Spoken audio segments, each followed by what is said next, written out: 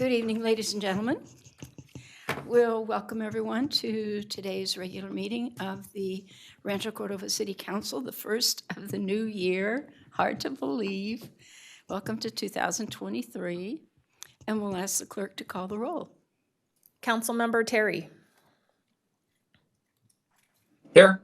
Councilmember Gatewood is absent at this time. Councilmember Pulapati. Here. Vice Mayor Sander. Here. Mayor Budge. Here. Thank you very much. And Councilmember Gatewood just walked in. About time. Stacy, I'm sensing an echo.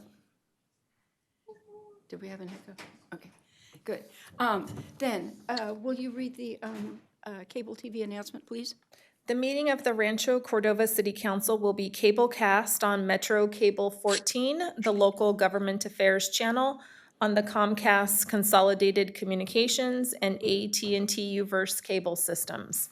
The meeting is closed captioned and webcast at metro14live.saccounty.gov. Today's meeting replays on Thursday, January 5th at 9 a.m.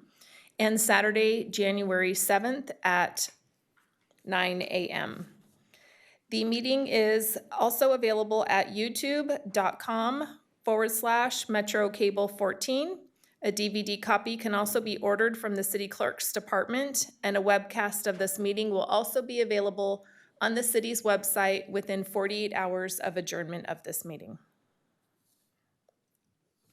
Okay, great. Then we're going to move into our Pledge of Allegiance and our invocation.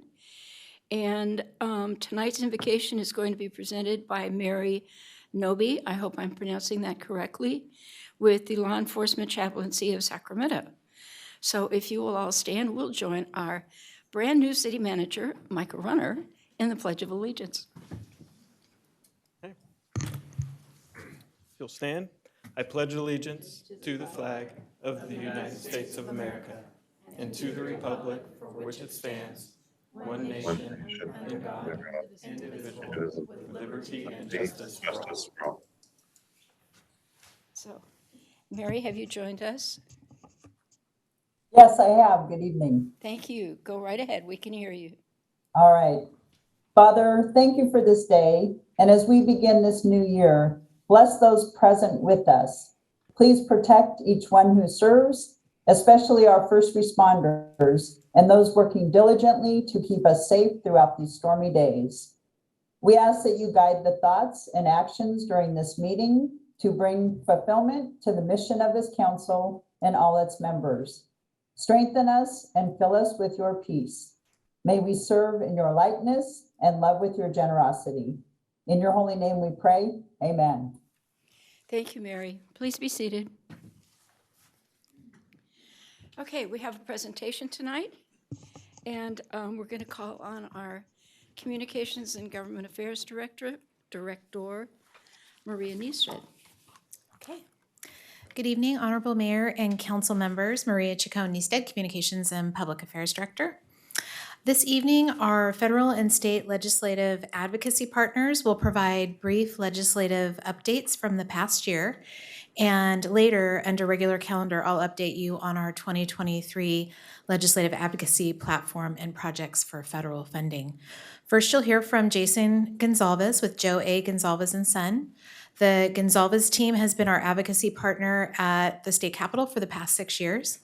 And then you'll hear from Jen Covino with Simon & Company, and Simon & Company has represented us in Washington, D.C. since shortly after cityhood. As always, both Jason and Jen would be happy to answer any questions after their presentations. And now I'll turn it over to Jason and then to Jen to provide their updates. Well, good evening, and thank you, Maria, for the introduction. And good evening, Madam Mayor and members of the council. As Maria mentioned, my name is Jason Gonzalez. I'm with the lobbying firm Joe A. Gonzalez and Son. We've had the privilege and honor of representing your city dating back to 2016, as Maria had noted. I guess they say time flies when you're having fun, and over the years we've enjoyed a significant amount of fun on behalf of the city in Sacramento. The 2022 session did not lack any fun opportunities. Prior to the August 31st adjournment, the legislature had introduced 2,353 bills, of which 1,166 went to Governor Newsom for his consideration. The governor signed 997 of those bills and vetoed 169. So I know the numbers can kind of be scrambling at times, but we have about just shy of 1,000, all I'm sure very much needed new laws that took effect a couple of days ago. One thing I would note, the governor put out a press release after completing his action on the legislation, and the press release was titled Bills, Bills, Bills. And the 6 key categories he noted was reproductive health care, pay equity, care court and homelessness, and more housing faster, and climate change, and lastly, catalytic converter theft. So a couple of those items obviously hit pretty square with housing, homelessness, and public safety for local governments. We are still learning or trying to learn what the legislature will look like in the post-COVID environment, meaning we've been in a system that has allowed for both in-person and telephonic testimony for committee hearings. The legislature is officially back tomorrow, and how they manage going forward is still yet to be determined. We expect it to be more of the pre-COVID environment, but there has been some changes to note. The governor and all legislators have moved out of what we used to call the annex, the legislative offices. They're now in what's been dubbed the swing space, and they'll continue to be there for about 5 years, plus or minus. So most of the legislative staff and members are on the backside of the Capitol in the new swing space. After November, the November election, which, as you know, all the governor, all constitutional officers, the entire assembly, all 80 members, and 20 of the 40 senators were up for election. Not a lot of changes by way of Democratic and Republican makeup. The assembly will have 62 Democrats, 18 Republicans. That's a net gain of 2 seats. Your city, as you know, lost its very own Assemblymember Cooley, who was a pleasure to work with, and you have a new assembly member, much like Assemblymember Cooley, a longtime Capitol staffer and friend, Josh Hoover, who we look forward to working with. The Senate is 32 Democrats and 8 Republicans. That's a net gain of 1 Democratic seat. So you'll note there's more than the 2/3 supermajority in both houses. The Senate has 7 new senators, 3 former assembly members who had previously served. Much like Assemblymember Cooley, we'll miss working with Senator Nielsen, but we have newly elected Senator Roger Nilo, who also served in the Assembly, has been fantastic during his time in the Assembly to work with, and I think will do a great job representing the city going forward. So we will see 31 new members of the 120 members of the legislature really kicking things off tomorrow. They were sworn in on December 5th. One other thing to note, it's a unique wrinkle that we haven't seen. There was a speakership battle that took place after the November election. And I only bring it up by way of process because the compromise was Speaker Rendon, who has been the speaker for the last 5 years, will continue to be speaker through July.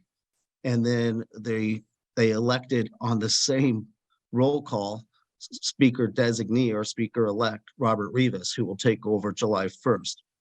Well, with the legislative timing and committee hearings, bills being introduced by February 17th, they have to be in print for 30 days, and hearings will ramp up in the House of Origin. Well, by the time Assembly bills come back or Senate bills come back post-July, we will likely see new committee memberships, new chairs, and a new shakeup because with the new speaker will likely come new committees. So just a wrinkle in the process that's rather unique in the 25 years I've been following the process. So with new members, new challenges, We have the the pendulum has swung as it relates to the state general fund. The governor had a record $300 billion budget that was adopted in June of 2022, about $100 billion of which was surplus. The legislative analyst, nonpartisan legislative analyst, recently projected we are looking at a $25 billion deficit. So quite a turn of events for the state's coffers. And that 25 billion is assuming we don't go into a deeper recession or the numbers start to turn in even further negative direction. So the new members will have a different budget process than we saw just 6+ months ago.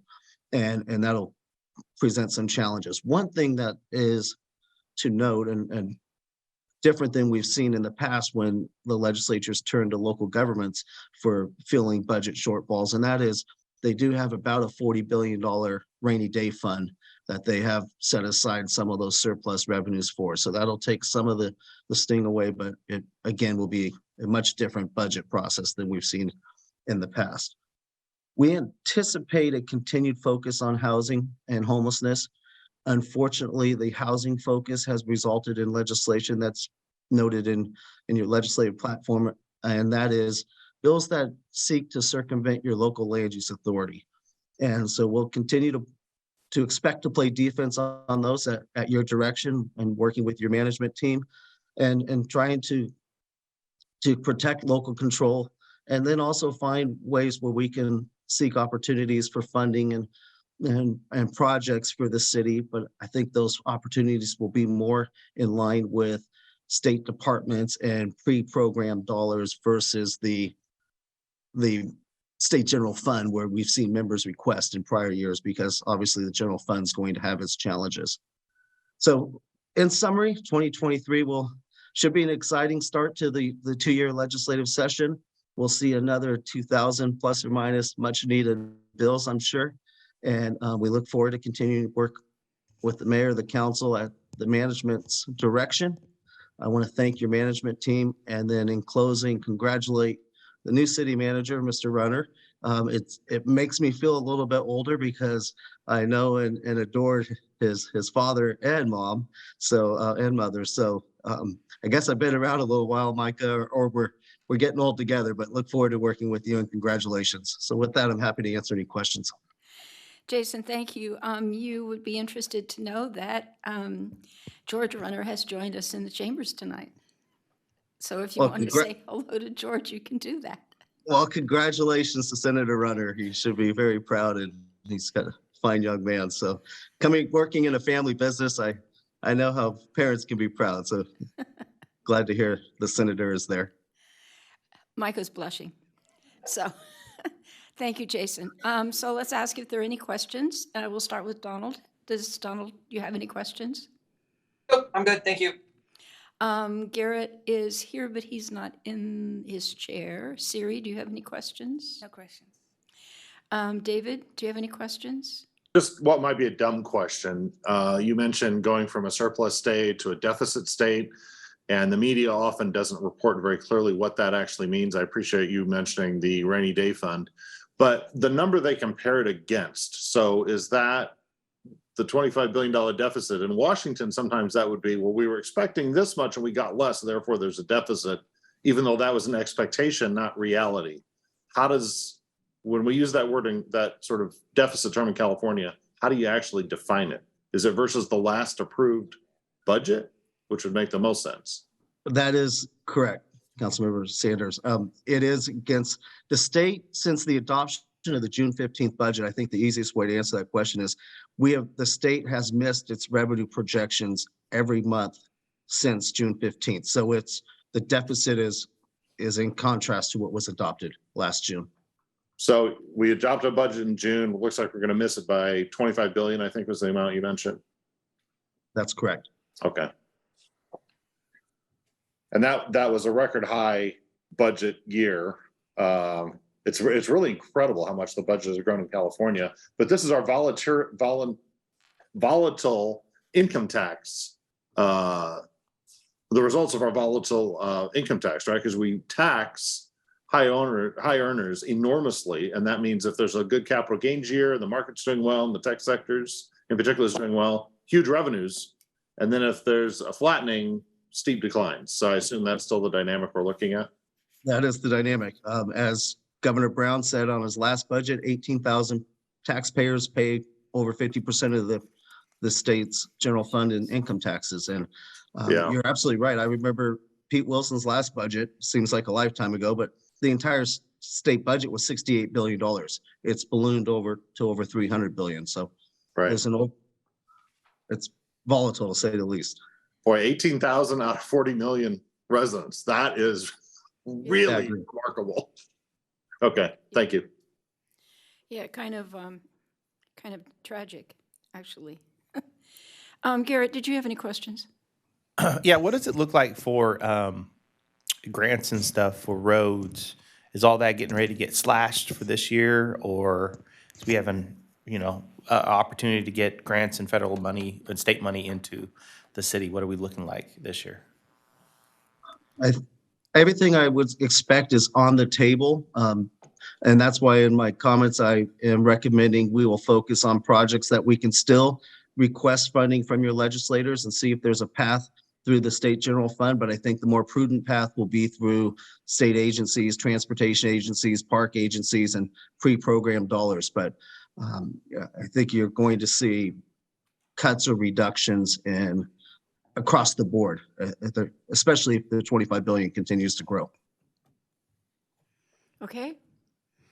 Thank you, Jason. I don't have any questions. Thanks, Maria. I think we're going to Thank hear you. from Jen Covino now. Okay. Hey, good evening, everyone, and thank you all so much for affording us the opportunity to present tonight. I'm Jen Covino, the president of Simon & Company, and it's our absolute honor to be able to represent the city of Rancho Cordova here in the nation's capital in Washington, D.C.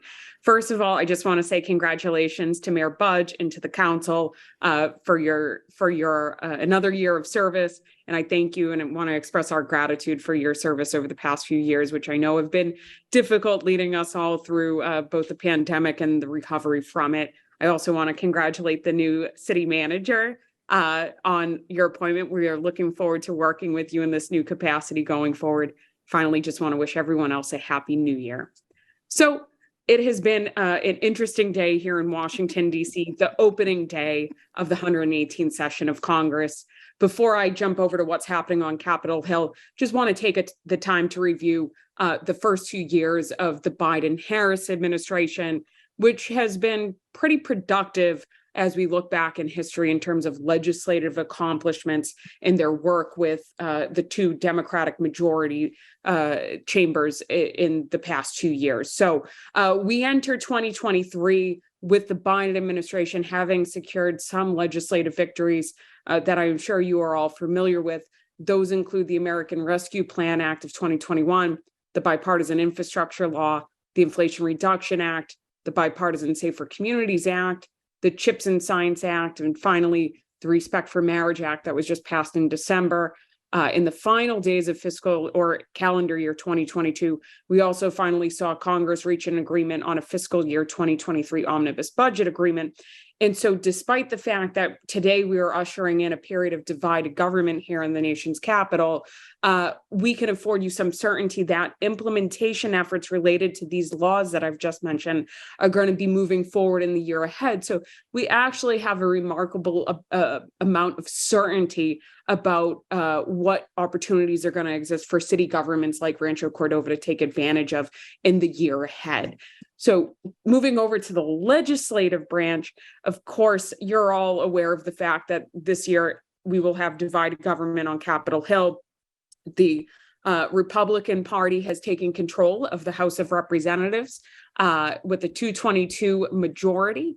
It's a pretty narrow margin there. Meanwhile, over in the Senate, Democrats maintain their majority, although with the defection of Kirsten Sinema, the senator from Arizona, we're currently looking at a 50-49-1 split I note that because Senator Sinema has indicated she will not caucus with the Democratic Party, unlike the two other independent senators, Angus King and Bernie Sanders. So officially things are 50-49-1 on paper, but with Democrats having secured a simple majority of 50+1, with the Vice President Kamala Harris serving as the tiebreaker, things will be sort of moving forward with Democratic control of operations of that chamber.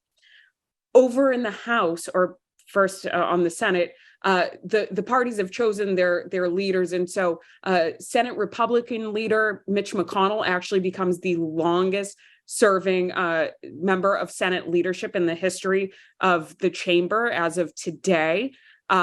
Meanwhile, Majority Leader Chuck Schumer has been reelected by his Democratic colleagues to control the chamber going forward. Over in the House, if anyone has been watching the news today, would-be Speaker Kevin McCarthy, as Hamilton would say, did not have the votes.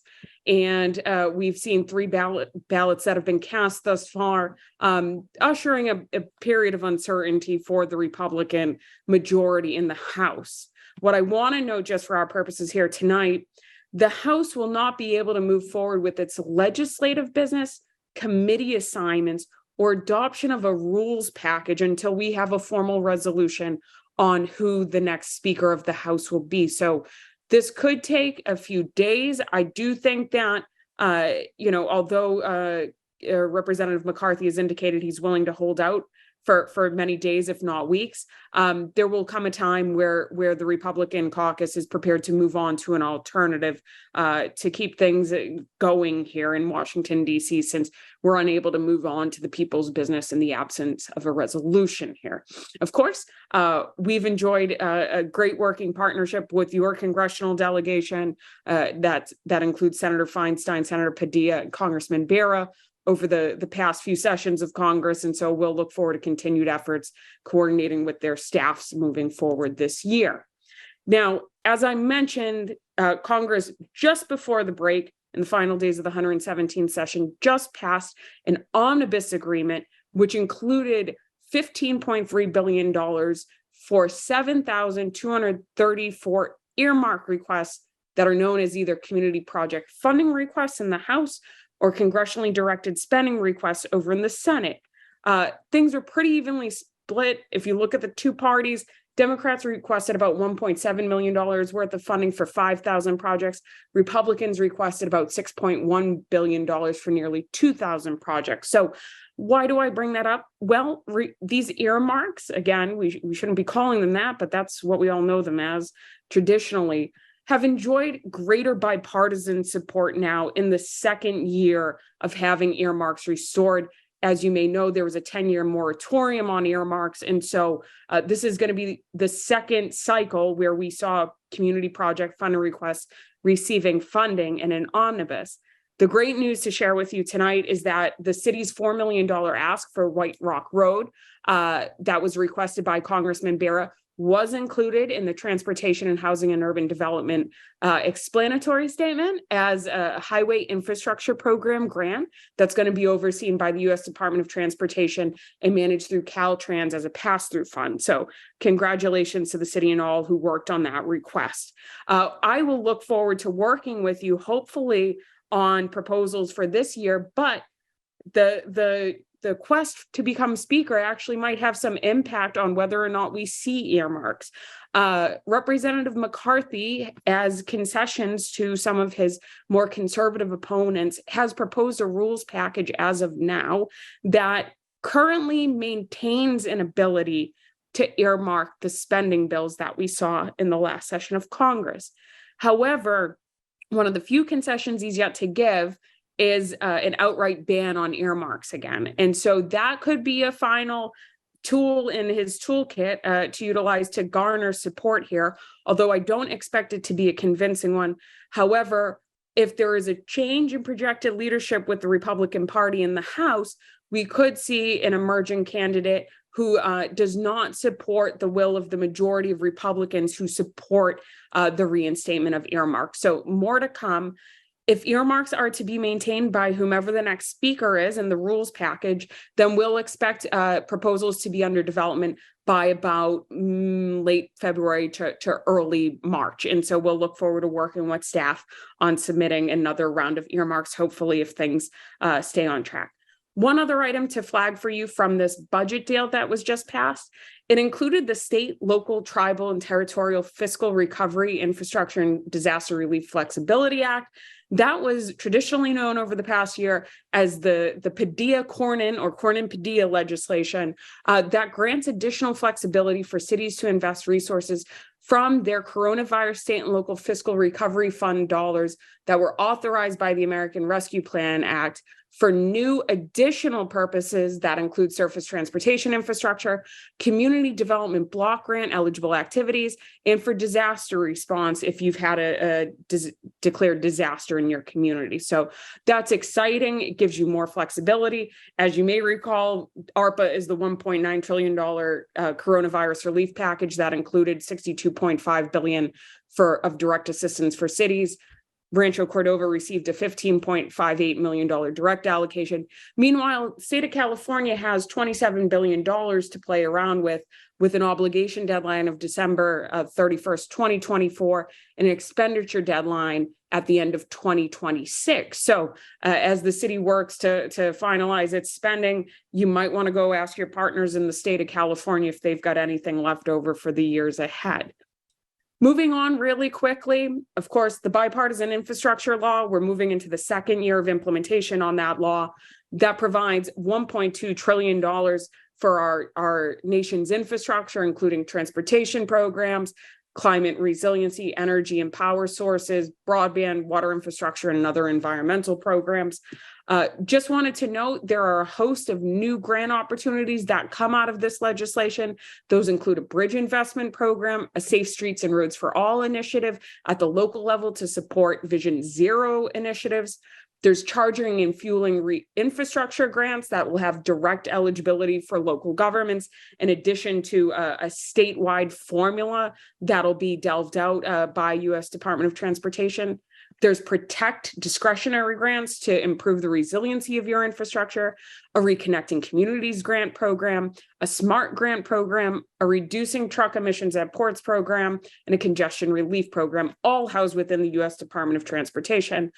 Other new programs that exist at the other agencies include a Grid Resilience and Innovation Partnerships grant opportunity at Department of Energy. Department of Homeland Security has a state and local cybersecurity grant. EPA is going to oversee a clean school bus program and solid waste for infrastructure recycling. Those all might be of interest to you in the years ahead. And so please let us know if you have any interest in those opportunities. Just in the interest of time to get through some of the other pieces of legislation, you might be aware the Inflation Reduction Act was passed toward the end of last year. That's a $369 billion investment specifically in climate-related efforts that would reduce greenhouse gas emissions and enhance resilience at the local level. The Environmental Protection Agency is going to be administering a number of new grant opportunities emerging from that legislation, including $27 billion for Greenhouse Gas Reduction Fund, $5 billion for climate pollution reduction grants, $3 billion worth of environmental and climate justice block grants, $3 billion worth of grants to reduce air pollution at ports, and $1 billion for clean heavy-duty vehicle programs. Over at Federal Highway Administration, there's a Neighborhood Access and Equity Grant Program at $3.2 billion, and HUD's going to be overseeing a green and resilient retrofit program with $1 billion of investment moving forward. So those are sort of the greatest hits for local governments coming out of the Inflation Reduction Act. Of course, there are a host of other clean energy investments and incentives, particularly those that'll be overseen by IRS that are direct to consumer to retrofit households or purchase EVs. And so we'll look forward to making you aware of the implementation efforts related to the IRA going forward. Really quickly, and this sort of gets lost in translation, I think, when we look at the past year, Bipartisan Safer Communities Act was a 5-year law that was authorized to enhance public safety and to reduce violence in communities nationwide, with a focus on school safety as well as mental health. There's policy provisions in there that include protections for victims of domestic violence through the National Instant Background Check System, requires an enhanced background check for under 21 purchasers, and clarifies the definitions of dealers and penalizes straw purchasing. There are a host of grant opportunities to come out of this, including funds for burn JAG grants at the state level for crisis intervention work, as well as stop school violence grants. So just want to make you aware of that. And I would encourage you to partner with your school district wherever appropriate on some of those opportunities. Finally, last piece of legislation I want to highlight for you all. I know that the city has had some great success recently with attracting your big employers there, particularly those in semiconductor manufacturing. So I think you all in the city might have a particular interest in the CHIPS and Science Act. Most city governments, their eyes sort of glaze over, but you all are at the forefront at attracting these new jobs to your region. And so it's a $280 billion innovation and competitiveness bill to support domestic semiconductor manufacturing, science and technology, and research and development, along with STEM education, workforce development, and related economic development efforts. I wanted to note, as you all go forward, there's going to be a $10 billion regional technology and innovation hub program overseen by the Economic Development Administration, along with a $1 billion recompete pilot program that's intended to help communities with economic development strategies related to these efforts. Moving forward, there's also a $39 billion investment for manufacturing and $11 billion for R&D, totaling $50 billion worth of investment through the CHIPS for America Fund. Here, private entities, nonprofits, or consortia of entities that include finance, construction, or modernization for fabrication, assembly, testing, packaging, et cetera. Those entities are all going to be eligible to apply for these funds, largely intended for private capital in the private sector, but they need to demonstrate that they've secured incentives from either state or local governments. And cities can play a big role in securing some success for your regions as application efforts go forward. So I would just encourage you to make sure you're aware of the CHIPS and Science Act. And please, if you have any interest in it, please convey that interest to us, and we're glad to direct you in the right direction. So as we look ahead to 23, obviously governing in divided government is not easy, and it is already proving complicated as of today. Looking ahead, we expect some major debates focused on the federal budget and the debt ceiling. The draft rules package that was circulated by the House Republican caucus this week by Representative McCarthy includes a pay-go statute and some other provisions to ensure fiscal responsibility. And so I do anticipate that as we look ahead later this year with the federal budget, we're going to need to go on defense in a way we haven't in a few years in terms of our domestic spending and key programs that are of concern to the city of Rancho Cordova. And of course, as we look ahead to 2024, a presidential election on the horizon will certainly only further complicate the ability to govern here in Washington, D.C. With that, glad to take any questions you might have. Thank you, Jen. All right, let's see if there's any questions. Donald? Nope, I'm good. Thanks, Jen. Thanks Yeah. for you and all of your team's help with Cap to Cap. Yeah. Looking forward to seeing you all again this spring. Sounds good. Thank you. Garrett? Yes, I would like to be the first yes to $11 billion. I don't know why you need to ask that. I don't think any of us would say no to $11 billion. What would it take for us to get like $150 million for our region? Like, what is that? Because we do have the second largest producer of RAM chips in the region are now produced in the city of Rancho Cordova. So what would that look like? Yeah, so as of now, the administration is working on the implementation guidance for the CHIPS for America Act program specifically. Okay. And so we just participated in a webinar that was hosted by National League of Cities, of which Councilmember Sanders, congratulations on your new role there. the organization has got great leadership this year moving forward, and they've been putting together some really great programming focused on these various laws. So just participated in an NLC session focused on this. Much of it remains under development, but I think they're preparing to sort of open the funding application process with guidance in February of 2023. From there, it's going to be rolling applications. And again, this needs to be led by the private sector. So I would just strongly encourage you to have conversations with your partners to see if there's interest there on their part. I am sure there will be. And from there, we if you want to have a chat offline about anything local government can do to help them be helpful, again, sort of pending further review by new guidance that needs to come out from the Department of Commerce. But it looks like a promising opportunity if you have the right folks in line there in the private sector. Are you and Micah set up to go through all the, since we have to switch from offense to defense, go through all the bills and legislations and really figure out which ones are going to be best for Rancho Cordova to put its foot out and kind of protect us? Is that on the docket? Yeah, and so later on tonight, just to there is an item on the calendar for your consideration, just about federal funding opportunities for specific local projects. Mm-hmm. So a lot of times, I think at the beginning of the year, we try to focus on the needs you already have, which projects or initiatives you're working on, and from there align those with what programs we know are already going to be well aligned. So you all will be considering those projects later on tonight as part of your agenda, but we look forward to further informing that, particularly as we have sort of a separate track here ahead of us with the earmarking process as an aside to some of the discretionary grant opportunities. I'm kind of curious, and just I probably just have to lean on Mike and yourself at a later date. But the cybersecurity one, is that for cities as well? Is that like, what would that look like? A grant to really lock down our city, our region? Would that be across the fiber we're going in? Like, what do they consider? Like, where are they taking the cybersecurity, and where are we? Is it hardware, software, something in the middle? What does that look like? Generally, it's information systems that are either owned or operated on behalf of state, local, and tribal governments. Mm-hmm.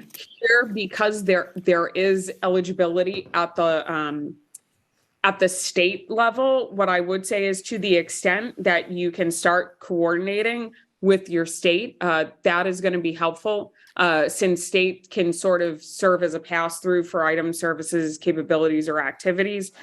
We usually see the state of California go in, and so I would just advise that, since you're a city within the state, to coordinate with the state of California to the best of your ability. Local governments will need to provide consent for a state to provide any items if they apply on their behalf. Okay. There's also going to be a cybersecurity planning committee established too. So there's multiple layers of this. But there's $200 million available in this first round of funding going forward. How crazy would it be to have a lowly council member for the city of Rancho Cordova be on that planning commission? Like, is there any chance I could get on that? Hey, if you don't express your interest, you'll never be selected. There's enough for there's two really high level tech people up here that would love to sit on that, because Yeah, sign one male, one female from this council, please. I'm happy to follow up with some additional information. Yeah, I would those. love that, because that kind of thing, I think, a lot of times and shame that I've seen this and I've gone into these committees, is there's very few tech politicians in the committees making decisions on cybersecurity. And so I would love to be one of those that actually gets to be a fly on the wall and help direct that kind of cash towards stuff that I see and touch every day. So thank you. Excellent. Well, glad there's interest. And again, I feel like with a lot of our marching orders from Washington, D.C., unfortunately, I feel like I'm assigning homework because so much of it needs to be coordinated back at the state level. So just glad that you're aware of these opportunities going forward. And please let me know if there's anything we can do to help you all navigate with the state of California as appropriate. Siri? Jen, just following up on Councilmember Garrett's question, I know you said it's the 1 billion for pilot program, and where's the, the information is rolling, and it'll start in Feb, but what's the timeline for this to complete? Is it 2023, or what's the timeline to get through the 1 billion? So it's a 5-year window, so they're going to be doing $200 million per fiscal year. That being said, though, the state, where the state administering agency, this is the agency that typically coordinates with FEMA and the Department of Homeland Security, they're working on their planning strategies now. And so my general advice is you need to go in early now and be part of those planning efforts, or you risk being left behind in the later cycles. I think that if states are doing this smart, they're going to take the totality of needs now as they're thinking through potential future allocations. And if you're not part of the early expressions of interest, you risk being left behind, unfortunately. Got it. The other one question I had was, you talked about, safe streets, bridges, that expanding on the bipartisan infrastructure law. Again, is that something that we have to apply for, or we get more information? Yeah, so the Bridge Investment Program and the Safe Streets and Roads for All grant program, both are discretionary, they're competitive. There are solicitations where the city as a locality can apply directly to the U.S. Department of Transportation. So I would strongly recommend that everyone is applying for as much as you all have the capacity to apply for. That being said, I'm a former grant writer and administrator. Each of these proposals can take probably a month or two to put together. And so one thing we're noticing, a lot of units of local government are just sort of struggling with bandwidth and internal capacity to pursue so many opportunities. I would say this has been a watershed year for grants at the federal level, pushing funding down to locality. So just something for you all to be aware of in terms of prioritization of your projects, if there are any that are well aligned with the intentions of these programs. Okay. And for each of those, you have 4 more bites at the apple. We just finished the first year of implementation, so you can apply later in this fiscal year 2023. And if the city's not ready this time, you'll have 3 more cycles after this year too. Okay, for the same 1.2 trillion. Yep. And that 1.2 trillion is across the federal government for all infrastructure efforts. So if you all are interested in any specific numbers, line items for those specific programs, happy to follow up with that information as well. Okay. Just the last one. The Clean School Bus program that you mentioned, is there a timeline for that to start, or are they expecting cities to do it and then we get awards for being the clean school bus? Yeah, so does the city own or operate school buses on behalf of the district, or Jen, is I might be able to take that. So as serious as I remember on the air district, a lot of that funding funnels through air districts and directly to school districts. I believe Sacramento now, between all of our school districts in the county, we have the largest electric school bus fleet in the country, maybe the world even. First ones were Twin Rivers, but Elk Grove, Sac City Unified, and I believe Cordova as well, have all gotten awards in the last 7 or 8 years. So this isn't a new program. The first time I was chair, which was 5 or 6 years now, was the first buses picked or actually bought and put into service. But I believe the first grants given out in this region were 7 years ago. Okay. Yeah. And so $5 billion is going to be available between now and fiscal year 2026. They receive rebates totaling $500 million worth of requests in 2022. So again, sometimes it might be more appropriate to make your local partners aware of the opportunity, but unfortunately, given the poor air quality in the state of California, you all are going to compete very well for these funds if there's interest there. Got it. Thank you, Jen. That was a lot of information that you gave in a really short amount of time, but thank you very much.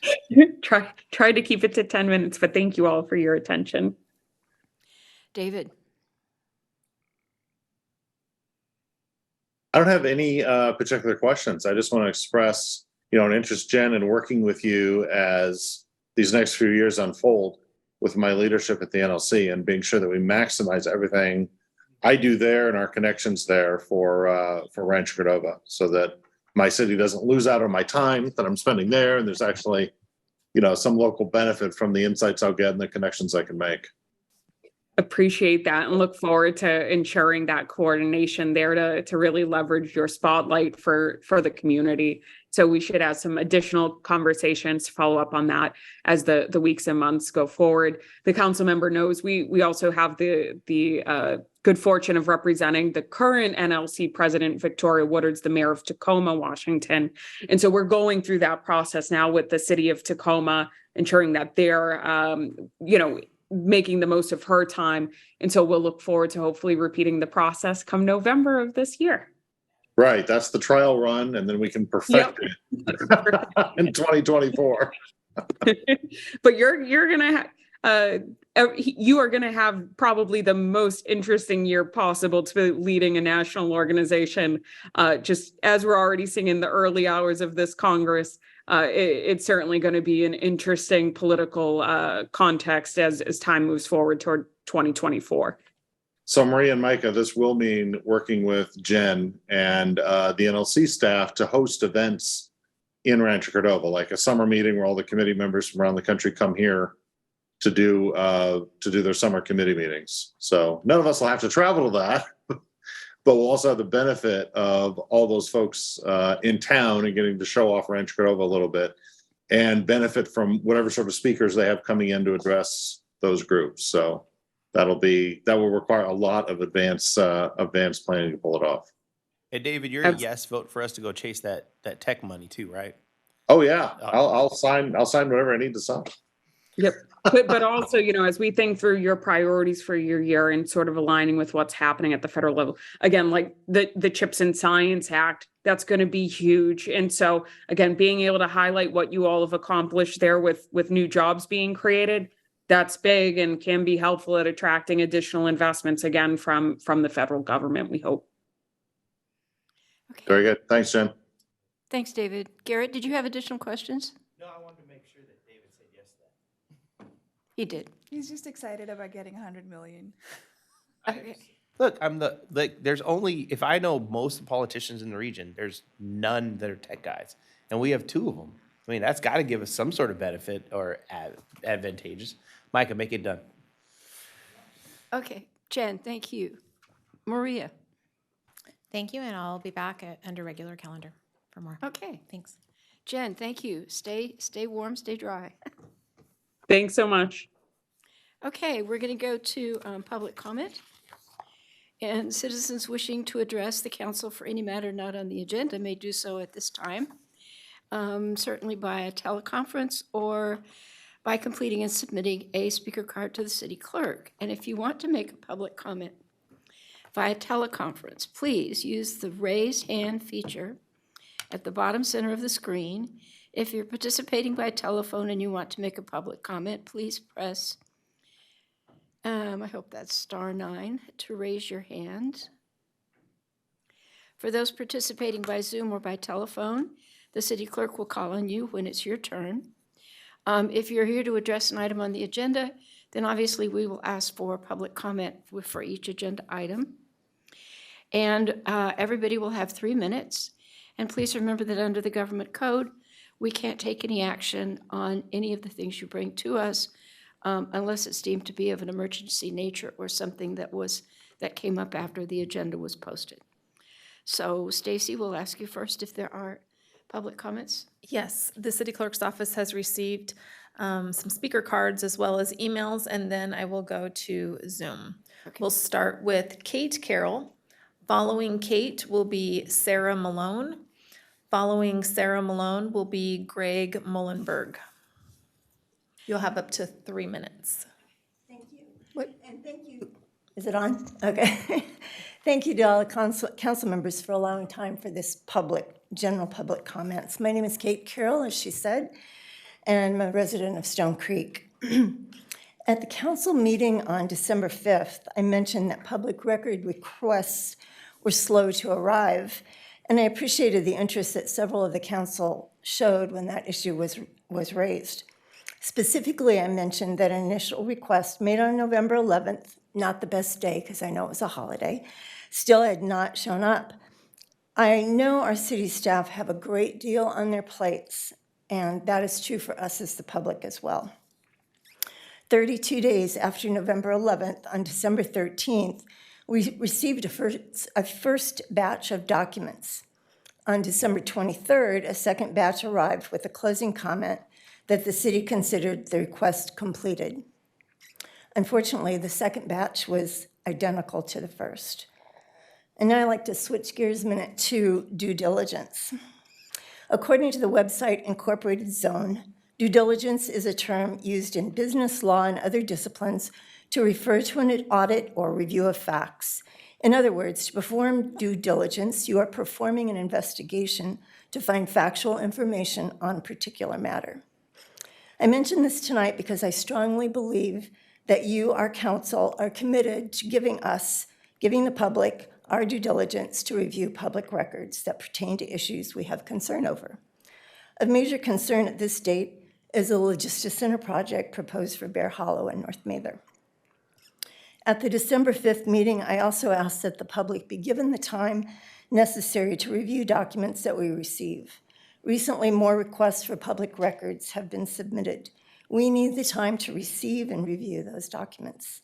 We understand that it takes time for the city staff to respond and reply to our requests.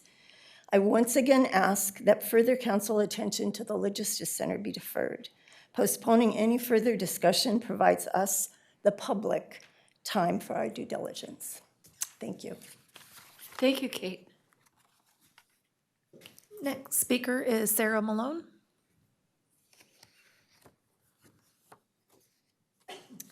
Hello. Good evening, Honorable Mayor, City Council, City staff, and congratulations on your appointment. At the last meeting pertaining to the design review of the Logistics Center project, there was a discussion regarding the intent for the design of the proposed project versus the intent of the warehouse designs of 20-plus years ago. The Z-Spa of 20 years ago states the intent of the special planning area and the design guidelines is to ensure that a viable community is created by the development of a project rather than a series of unrelated residential or commercial subdivisions. Section 512207 of the Z-Spa states lack of consistency with the intent of the Z-Spa could be grounds to require a redesign, either with respect to detail or with respect to overall design concept. I appreciate the discussion and the willingness of the mayor and the attorney to focus on the intent of the warehouse design 20-plus years ago when the developer agreement was written. It demonstrates that you too want what is best for the overall community. If we are using an EIR from 20 years ago, we probably should use the design plans that went along with it during that time period. I ask for more time to explore that line of thought. Thank you. Thank you, Sarah.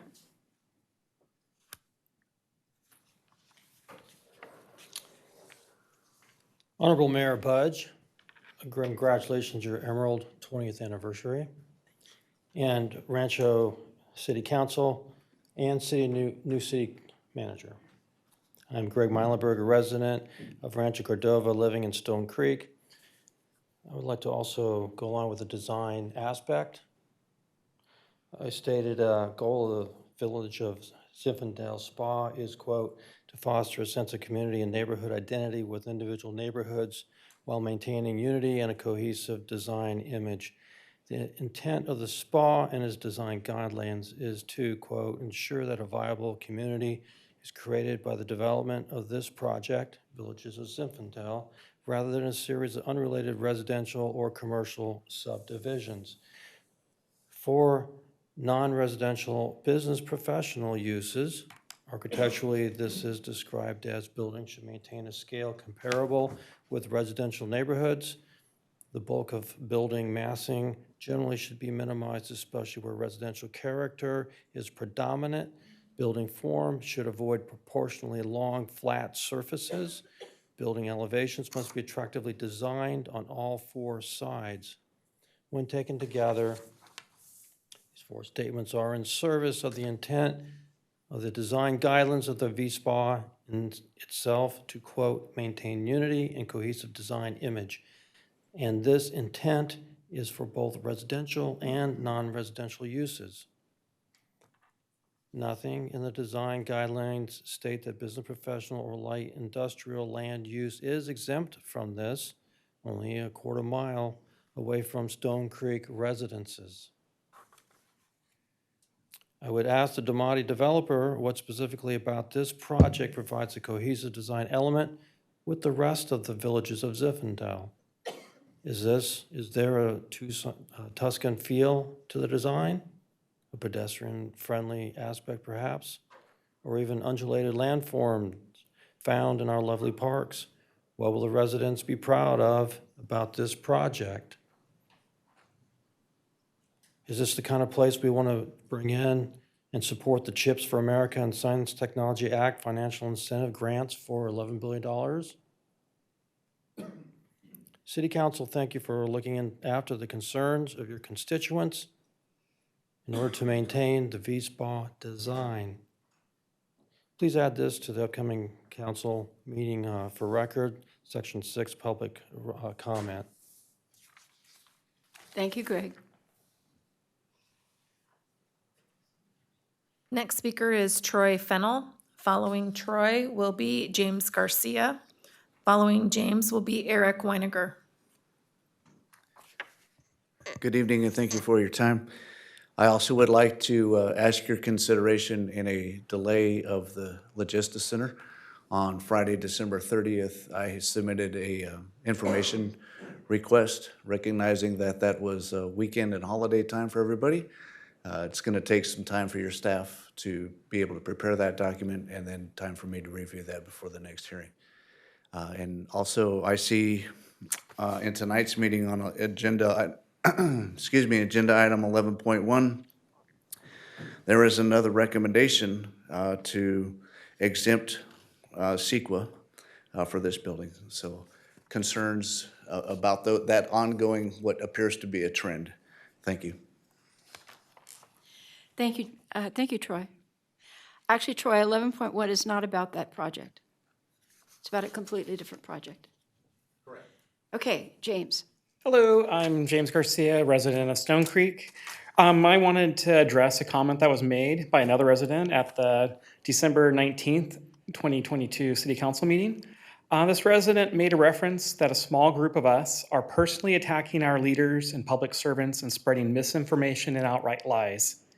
Several residents have banded together to have due diligence for several proposed projects in the Stone Creek neighborhood. If our passions seem like we are attacking our city leaders, we apologize. This is not true nor the case. We are Stone Creek residents for smart growth and would welcome anyone in the Stone Creek area to join us at our meetings and join us in research. We've had numerous meetings with city staff and council members, requested public records, reviewed county and city code, project plans, and still have concerns over many aspects of these proposed projects for the health and safety of the residents. Some of the data we have gathered comes from the submitted project plans, and others have been used with assumed rates provided by similar plans. As this resident also said, let's build each other up and not tear each other down. Please don't make comments like this about your fellow residents. We again would welcome any resident and/or council members to meet with us at our gatherings. We will be happy to continue to share the information we've collected. We are not here to spread misinformation or lies, but to point out things that some may overlook, especially when it's with agreements that are more than 20 years old with outdated air quality metrics. We have a vested interest in this, in what is built near our homes and the surrounding city. And having such interest allows us the right for due diligence to be performed on any project within the city. This includes review of existing special or specific planning areas and proposals from developers that wish to change these rules set forth to get special permitting. This city is very diverse, and without a well-thought-out plan that is followed, will result in it no longer having a means for the population to thrive and improve their lives. We'll become the new bedroom city full of Bay Area imports that outprice our current residents wishing to move up the ladder. Thank you. Thank you, James. Next speaker is Eric Weiniger. Following Eric will be Helen Whalen Bashaw. Good evening, everyone. I should note that my comments and a graphic that is included in it was submitted as part of the record. For those who are online, you can access that, and I'll be distributing, or my colleague neighbor will be distributing these to everyone in a moment. So as an air quality scientist, professional air quality scientist, I'm concerned about the air quality impacts from the warehouses being planned, including Logistics Center, as my neighbors have also mentioned. My main point tonight is to stress that toxic pollutant emissions from diesel vehicles in operation at the Logistics Center and others will be upwind and will therefore impact sensitive receptors, our children, downwind at the Navigator School. An analysis of these emissions has not been conducted as required by CEQA guidelines from the Sacramento Metro Air Quality Management District. The absence of this analysis makes this application inadequate and incomplete. This underlies the flaw in the original outdated EIR that does not include PM 2.5, of which I'll comment in a moment. Air pollution in the US kills 100,000 people per year, according to the National Academy of Science, costing almost $900 billion a year in healthcare costs. In LA, it's about $1,300 a year. Sacramento air quality ranks 12 nationwide, with LA as number 10, so we're not that much better than LA, the vaunted center of air pollution. Bakersfield, by the way, is the worst at number 1. Much of this is from PM 2.5, fine particles that go deep into our lungs. A part of PM 2.5 is diesel particulate matter, a toxic air contaminant, and that causes 70% of our cancer risk across California. What is our local impact? The California EnviroScreen model shows that we are currently impacted by 294 pounds of diesel particulate matter per year. An estimate of the cumulative impact of all these warehouses is for an increase of 221% to 651 pounds per year, likely causing us to exceed the 10 to 1 million actionable risk level specified by the Sac Metro Air District. This effect has not been evaluated by the applicant as it should have been. Per the Sacramento Metro Air District CEQA guide, and I quote, number 1, the district recommends that CEQA documents analyze potential impacts resulting from exposure of sensitive receptors to high doses of toxic air contaminants and associated health risk for the circumstances described. 2, it is important to note that CEQA does require analysis of existing environmental conditions in specific situations such as airports and schools. 3, lead agencies should make a concerted effort to obtain detailed project-specific information in order to accurately disclose all potential toxic air contamination-related impacts. And 4, this guidance also suggests conducting a health risk assessment for situations with multiple loading docks and proximity to sensitive receptors. You Again, can give them all to Stacy. a sensitive receptor. You can give them all to Stacy. Thank you. This material is in the record, this particular plot. Now, the plot that was just handed out to you is... Your time is up. Please wrap up your comments. This plot shows that the Logistics Center is upwind directly from Navigator School and would impact the children that attend there. Thank you. Thank you, Eric. Thank you.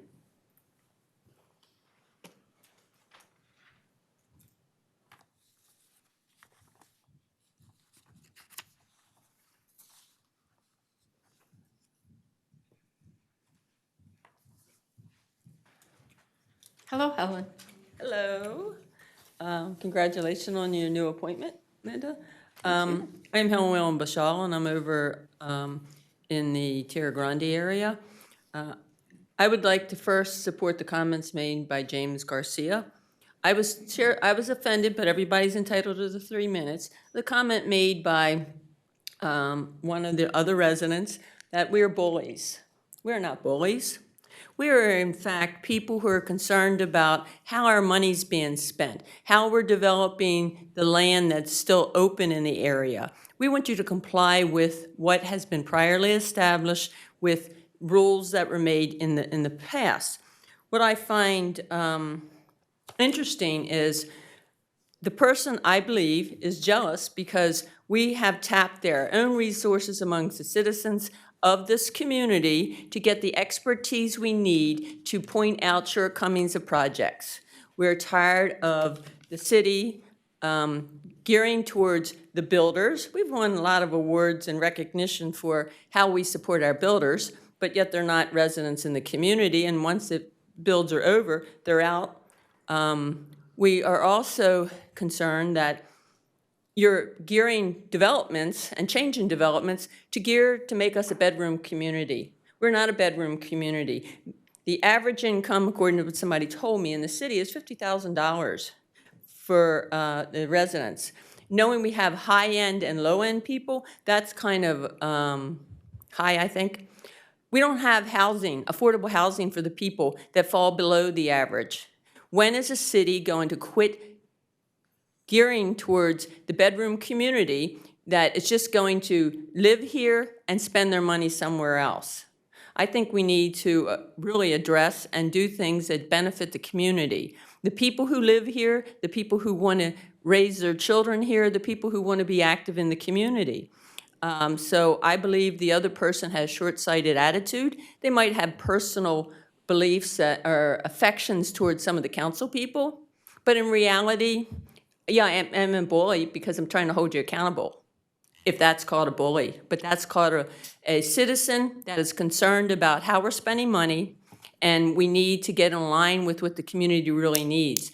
The problem with Rancho Cordova is they finally have a group of us throughout the city that are now looking at what's happening. Most of us are retired, so we have a little bit of time. One thing I'd like to compliment the city on, as I've been driving around, I've noticed the certain street signs or street lights have the yellow border on them. I think that's really needed because when you drive around and you don't have the yellow border on certain signs or street markers, you don't really recognize them. So what was done on Coloma is dynamite. And I take whoever came up with it, give them a lot of kudos for it. Thank you very much. Thank you, Helen. I'm sure our Public Works Department appreciates that. I think we all agree. The yellow borders are terrific.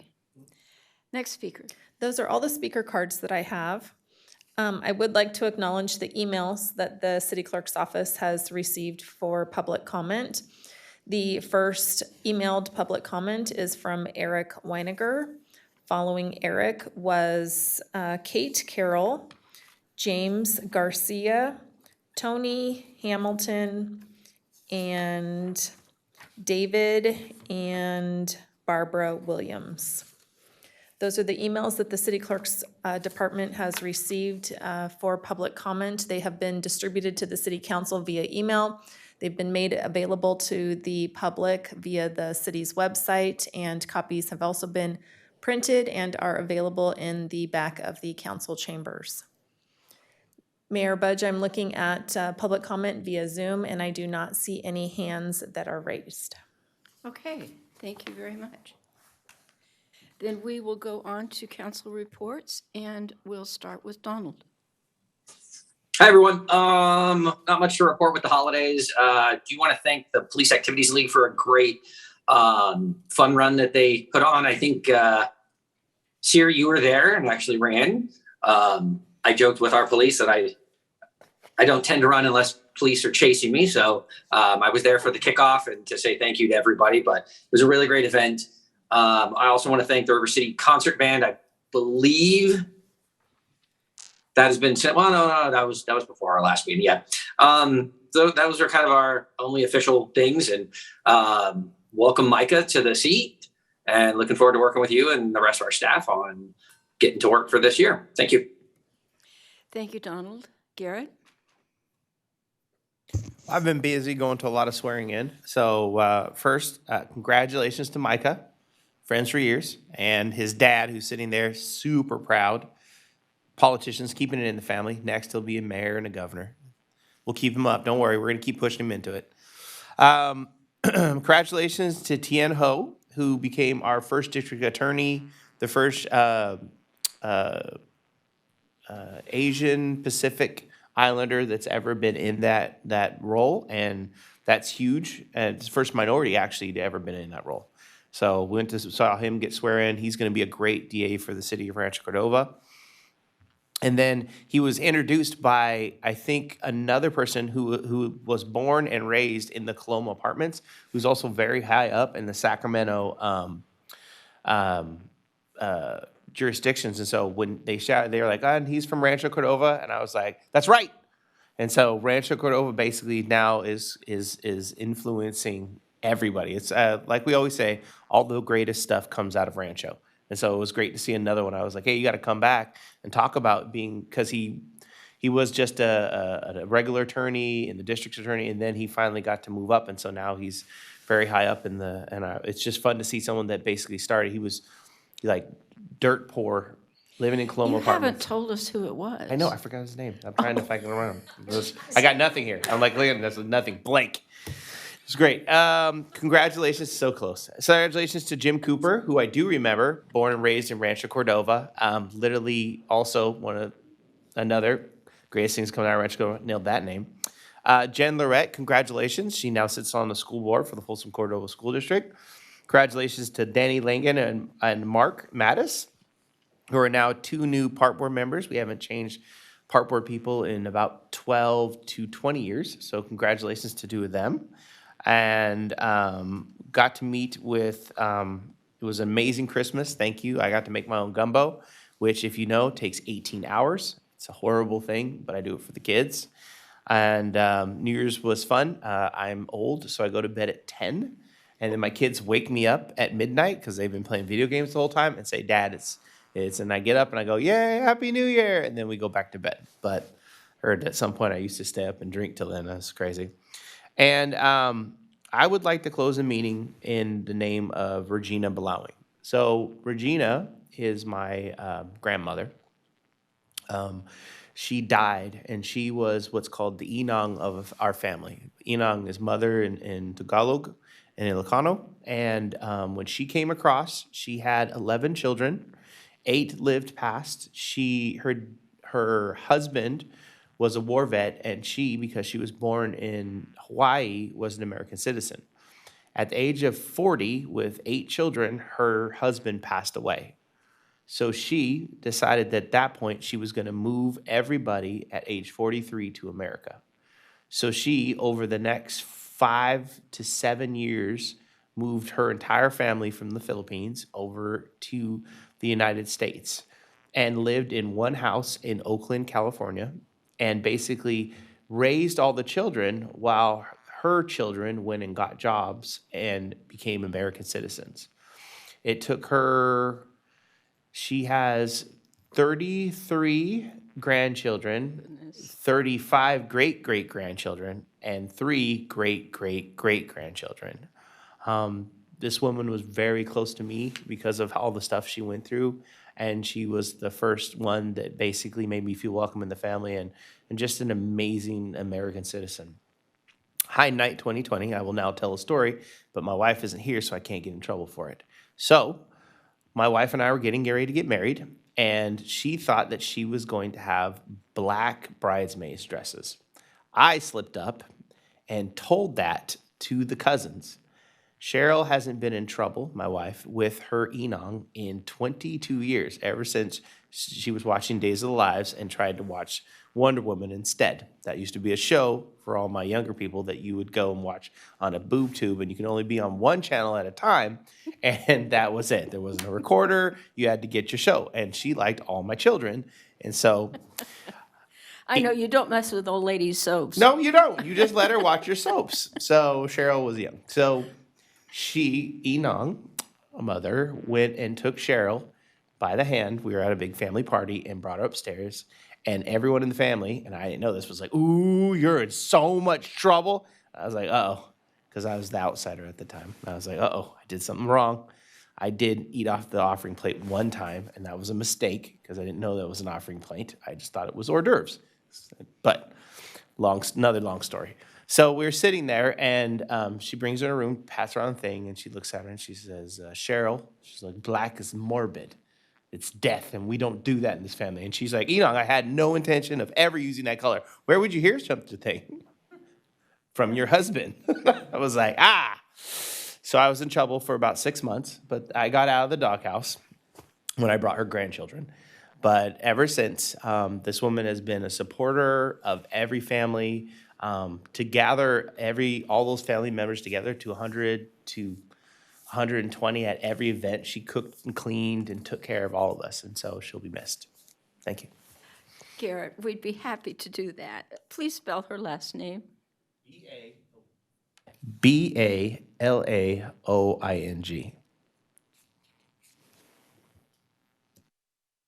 Great, thank you. Siri. Well, a very happy new year to everyone here and to the residents of Rancho Cordova online, on Zoom, and in the city. Councilmember, sorry, it was Mayor Donald at that time. And me were at the PAL run. I really like the new venue. It's right in front of the city hall and actually provides a lot of space for all the vendors. And then we had a really cool, safe run right here. And it was a really nice day as well.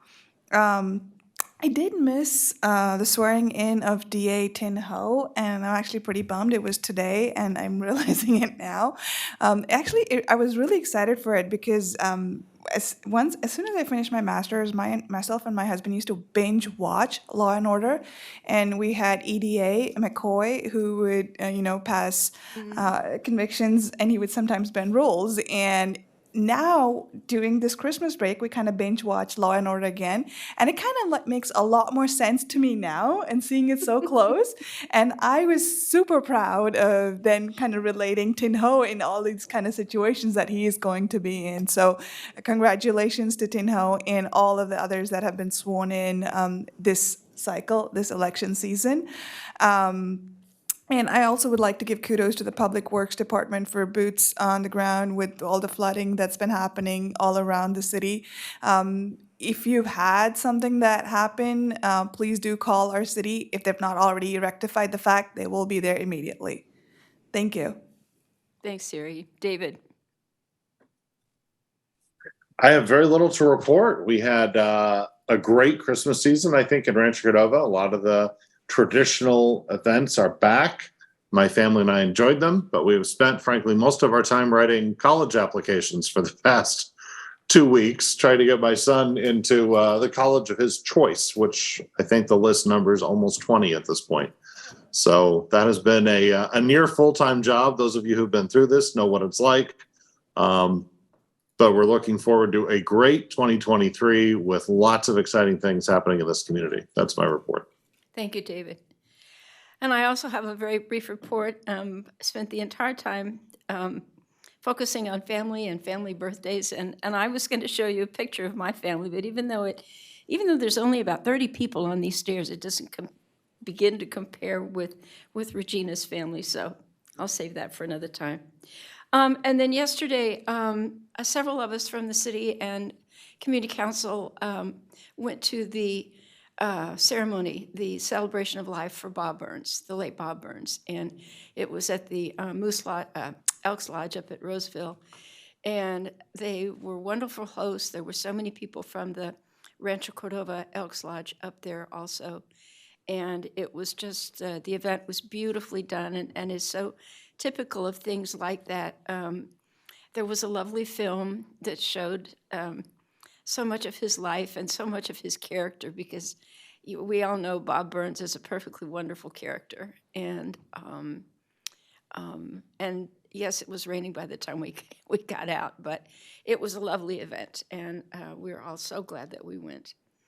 And with that, we will turn to Micah for his very first city manager report. Hold on, let me get a picture.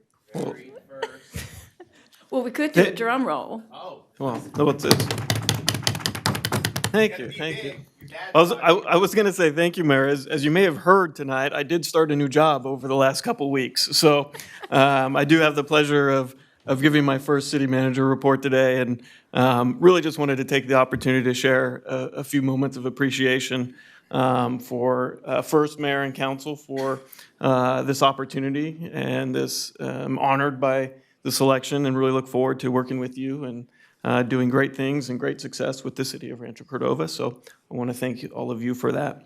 To the city team, we have a great, experienced and caring and innovative and motivated city team, and really excited to lead that team and get to work with them every day, both on short-term and everyday operations, but also long-term efforts that are going forward. And they come every day and love what they do and working here for the city of Rancho Cordova. And then next is just the community partners and residents. Really, I have been a part of this community for a little while now. Both took a little break in the middle there, went somewhere else, but came back as a part of the Boomerang Club. But really look forward to building on the relationships that exist, and really looking forward to serving as the city manager. So with that, I thank you. And I only have one other update that I just wanted to piggyback after Councilmember Pulapati. I'm really thanking the city Public Works team, the communications team, who were paying a lot of attention over the last couple days during the storms, and working with the calls that were coming in and dealing with some trees that may have fallen down, but overall relatively unscathed for the city of Rancho Cordova. And we'll remind you, we do have another storm coming in. And so as Councilmember Pulapati said, we have a number that you can call to report those 24 hours, which is 916-851-8710. So we thank the teams that are out there in our police department and other groups and public works that are serving in this time where different things and difficult things are happening in the community. So thank you. And with that, thank you. Wonderful. Thank you, Micah. Yeah. Okay, we're going to move into our consent calendar items, which are deemed routine and non-controversial, and they can be approved with one motion unless somebody would like to pull an item off of the list. Council members, did anybody want to pull anything off the consent calendar? I'm not hearing any. Stacy, is there any public comment on an item on the consent calendar? The city clerk's office has not received any public comment for items on the consent calendar, and I do not see any hands raised in Zoom. Okay, then we need a motion for the consent calendar. I move approval of items 9.1 to 9.6. Second. Thank you, guys. Call the roll, please. Councilmember Gatewood. Yes. Councilmember Terry. Aye. Councilmember Pulapati. Yes. Vice Mayor Sander. Aye. Mayor Budge. Yes, thank you. So moving into consent public hearing items, there are none. And we'll move into public hearing items. Stacy, if you want to call the first item. Item 11.1, Rancho Cordova Apartments, Major Design Review, Project Number PLND 08210002, located at 11650 Douglas Road, APN number 06700300078. Thank you. So Darcy, we'll turn it over to you. Good evening, Mayor Budge, members of the council. Darcy Gillard with the Planning Department. I'm joined this evening with Albert Stricker from the Public Works Department, as well as a few members of the applicant team that are in the room as well as on Zoom. The request before you this evening is a major design review for a 120-unit apartment complex. This consists of 11 buildings that are 3-story walk-up. Of the total units, 78 of those are 1-bedroom, 18 are 2, 24 are 3-bedroom. They also have various amenities, including a 1,280 square foot clubhouse, which includes a lounge, a pool, a fitness area, as well as some offices and a playground for the site. Before you on the screen is an aerial view, and you can see the project site outlined in red. To the west of that project site, you can see is vacant land, currently zoned to M1, which is a light industrial site.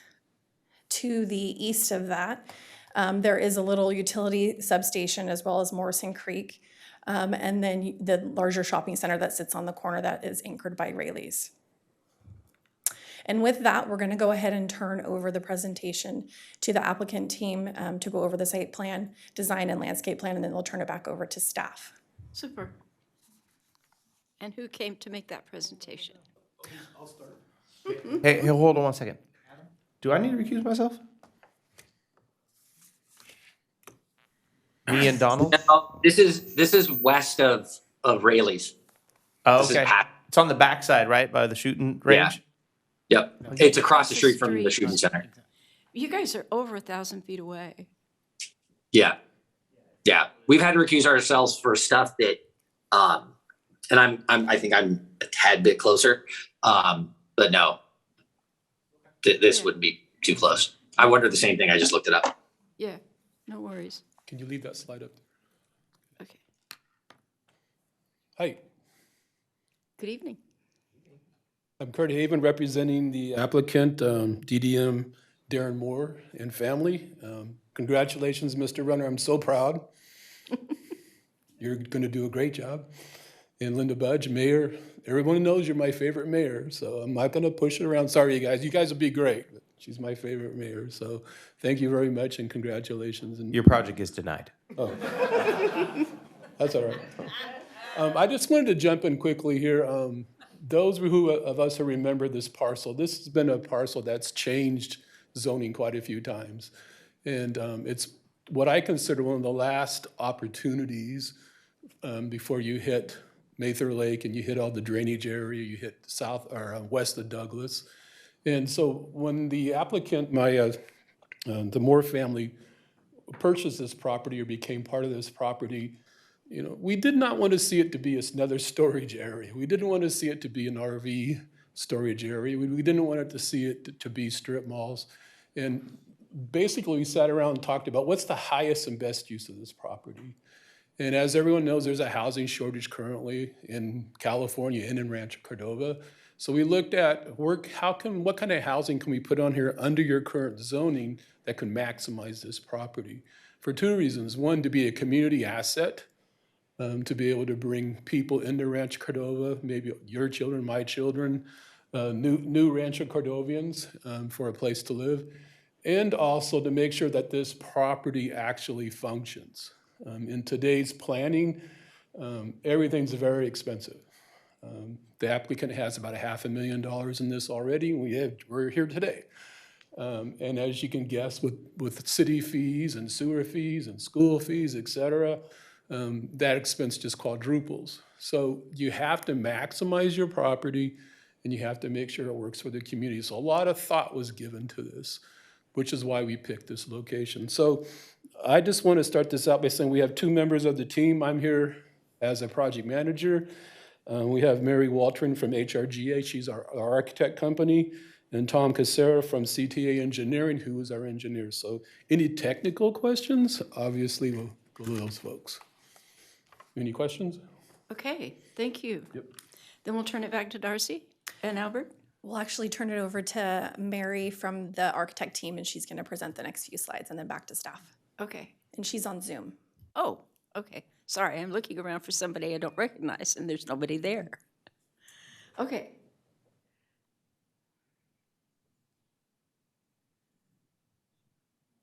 Welcome, Mary. Mary, you need to unmute. She was nervous.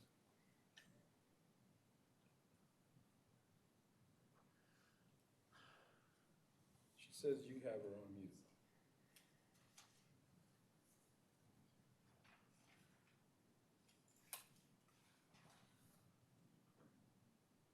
Mary, we can't hear you.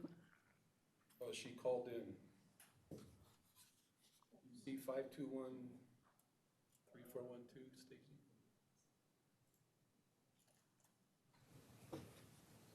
I don't see that phone number.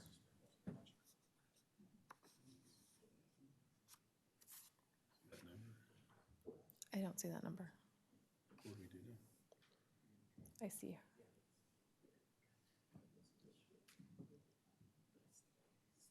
She said she called in. Yeah.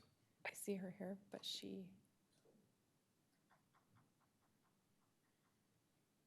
I unmuted her.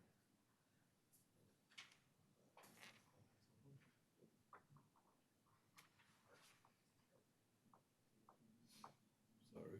That's okay.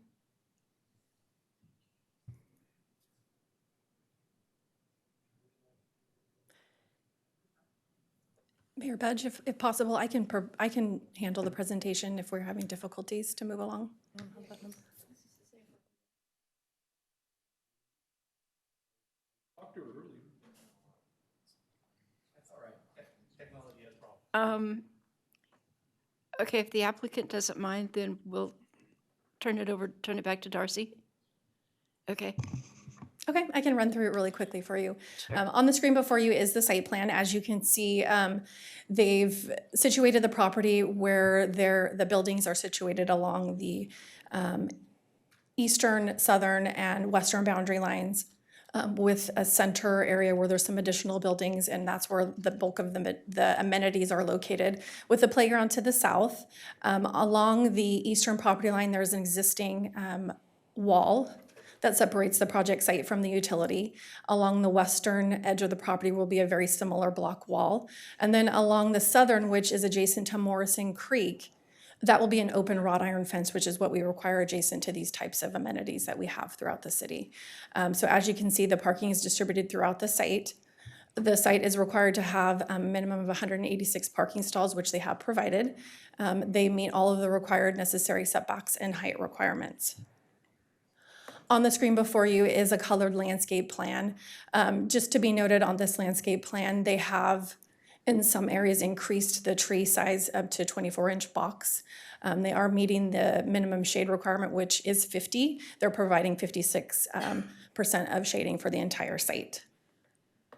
The next few slides will go through the proposed elevations. There's a couple different building types that you'll see on the screen before you, all again 3-story walk-up. They've taken this architecture and mimicked similar components from the adjacent retail shopping center where the Rayleigh's is located, incorporating different material types as well as colors. These are just another few of the smaller buildings, while again still 3-story walk-up. These are some renderings that you can see from an aerial view of what the site would look like at full build-out. Additionally, some additional renderings here for you to take a look at. And then this would be some elevations of the proposed clubhouse, which shows that it's very similar to the design of the buildings with a little bit different component when we're talking about the slanted roof, but otherwise matches similar material and color. And then with that, I will turn it over to Albert to go over some frontage improvement requirements.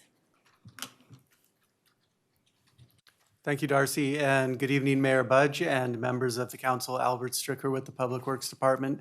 The project has conditions of approval for a number of improvements to promote safety and connectivity. The site, as Darcy mentioned, is bounded by Douglas Road just to the north, and there's the Rayleigh's driveway is a little bit further to the east. Bounding the site. They're required to install new medians and turn pockets on Douglas Road, and these medians will mean that they're at their western driveway will be right in and right out only, and at their eastern driveway, they'll have right in. They'll also have a left in movement and right out. They are also conditioned to install a new sidewalk across their frontage. Running a cross-section through that location, you can see the existing roadway and proposed raised median at that location, and their 7-foot sidewalk. They will not have curb and gutter with this initial proposal because that conflicts with the existing location of the roadway. And so ultimate curb and gutter will be installed as part of a future project which will widen Douglas Road in this section out to 6 lanes from its current configuration. In order to provide a connection east to Rayleigh's, the project is also going to be constructing a walkway path heading east from their project frontage, connecting to the Rayleigh's driveway, and running across a section through that location. Again, the red section there, that shows the existing roadway. In this case, they're installing a temporary AC curb that will separate out a walking path for to walk between the site and the Rayleigh's driveway. The project site, it drains towards the south, and they will be constructing an outfall at the southern location identified in red there. The drainage goes to Morrison Creek, and prior to project construction, they will be required to obtain also approval from U.S. Army Corps of Engineers and easement holders to construct that outfall. And with that, I'll hand it back to Darcy. Thank you, Albert. In conclusion, in terms of a recommendation, it's determined that the project is exempt from CEQA. It is included within the boundaries of the SSHCP, so they are obtaining their HCP permit with the city. There's a condition that prior to any ground disturbance, we'll have to complete that permit process, and we're pretty close to finishing that, so there is a condition on the project for that. And then the second part of the recommendation is to adopt a resolution approving the major design review for the Rancho Cordova apartments. Okay, let's ask if there are any questions for staff. Donald, did you have any questions? Nope. Garrett? Siri? These apartments are for rent or for sale? They're for rent. All of them? To my knowledge, yes. Okay. Thank you. David? I'm kind of curious about the curb appeal of the apartments and the amenities that are being offered to residents. You know, we have a very long history of apartments in Rancho Cordova, many of which were built in the 1960s, and they were meant to house airmen, and they didn't have many amenities. They didn't have a lot of curb appeal. And to say they haven't aged well would be a gross understatement. That action is probably why we became a city in many ways. And we've spent enormous city resources trying to remodel, improve the quality of life for the people who live there. It has been an enormous burden on this community having apartments that are not well amenitized, don't have a lot of appeal, and end up becoming just a drag on the neighborhood, and terrible places for the residents who call them home to live. So, you know, I'm really hesitant and concerned and careful when we look at multifamily housing, because I do not want to repeat the mistakes of the past, having lived through the fix of much of that mistake. But we're still not done with that work. So that's sort of my framework here. I'm just curious, and unfortunately, I don't know if we have the architect able to speak with us, but I'm wondering about, you know, the design considerations that would make these an attractive place to live. There doesn't appear to be a wall, for example, in this architectural design. Is this the final product, a non-walled, non-fenced complex? I can address those since I'm not sure that the architect Okay. is on. Is she still there? And I would just say, for the record, she is on Zoom. For others, we do take access very, very seriously. She's on the system, but it does appear that she herself is muted. There's a She's tech on our issue system. We've somewhere, had yeah. other folks able to speak tonight and participate without issue or incident remotely. So we would certainly stop the meeting if we thought it was anything on our end. So the project site is not fenced in. There's an existing 6-foot CMU wall along the eastern boundary line. They will do a very similar wall on the western boundary line.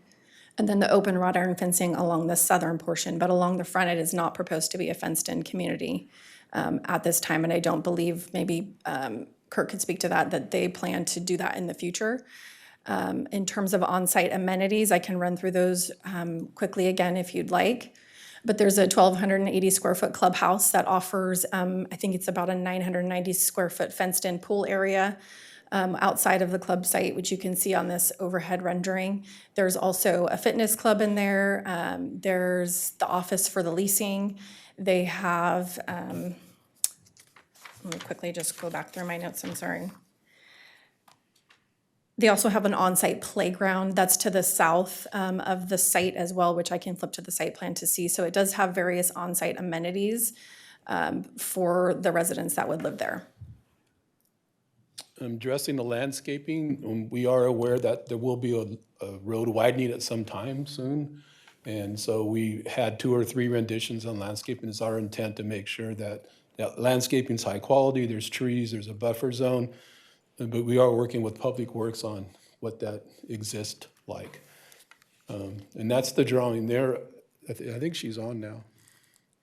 Mary? Hey Kurt, can you hear me now? There she is. Oh my goodness. Oh my gosh, sorry about that. I had called in on my cell phone number, and for some reason I kept raising my hand on my cell phone and it wasn't muting. So I'm in my my boss's office now. This is Young Kim with me. Hello. So we were kind of trying to figure it out, but yeah, sorry for the inconvenience. Yeah, thank you for doing the presentation, Darcy. You did a great job. The questions were on amenities and the look and feel of the project. So if you want to talk about some of the architectural amenities, the decks, et cetera. Sure. Mary, you want to touch on first? Yeah, I think can. it was mentioned. Yeah, definitely. I mean, there is. I think the clubhouse is right up front, which is great. Eyes on the street for Douglas. You know, and it features, like they mentioned, it's going to have a fitness center. There's a large lounge area that the residents can use, and then it's adjacent to an outdoor pool. Towards the south side of the plan, there also is an outdoor space, which we have programmed as a playground. So I think there's a lot of amenities like within the complex. And I think just the overall layout of the site, you know, everyone is kind of facing it in a loop, and I think is really going to promote that you get to know your neighbor. So I think it's going to be very walkable. And then, you know, with the working with Public Works, we will have that great connection to the Raley Center. So I think this is nothing but an add to the community. And then, you know, we're trying to propose high quality materials. As you can see in this rendering, there's a lot of stone veneer on the ground floor. We have a mix of, you know, siding and cement plaster as well. So I would think that residents, you know, would feel that this is a high quality design and would be proud to live in any of these buildings. Yeah, if I can add a little bit, you know, this is a busy street. So as you can see, we stopped the building away from the busy road, which is, you know, away from the noise. Also, you know, it's a construction type. We carefully designed with the planning staff. As you can see, it's a lower building at the center, and then, you know, roof line is changing, not the monotonous flat line, up and down with the gables. It's architectural language, very residential, and, you know, gable roof with the base as a stone veneer is very bring the warmth to it, and, you know, in a way, very luxurious feel with the wood balconies and vertical sidings, combination with the stuccos. It's a material that we can mix with as a residential. So I think this is going to be attractive neighboring apartment in Rancho Cordova. So we think that this is a very affordable market rate apartment. It's really not high end, but, you know, fit into the area. That's what we've been doing with the staff and the ownership to bring the quality project. You know, that's kind of a summary of our design approach. Thank you. I appreciate that very much. So is it real wood or is it a fake wood of some kind? I think it should be real wood. It's hard to make a fake wood. So it means it's not kind of timber, which bring the natural feel to it. So the owners will have a replacement schedule with all the wood on the property at some point. Oh yeah, I mean, its maintenance has to be, you know, within, you know, in 10 years, with a new painting or prime, you know, types of maintenance. So Kurt, you are well aware of, you know, our situation in Rancho Cordova and sort of the market mix here. Would you say these apartments are aimed at, you know, moderate income earners? Or how would you describe that, the market they're aimed at? Yes, that's a great question. Thank you. So the prior marketing research that we did shows that there is a need in Rancho Cordova for more apartments like the ones that are behind Lowe's. I can't think of the name right now, but for high-end professionals. So the marketing on these show that there is a demand for higher-end rentals. So the units themselves have been programmed with lots of you know, upgrades, electronics, the latest on all the gadgets to keep your house warm and hot. Lots of granite. So this will be an upscale type of apartment complex.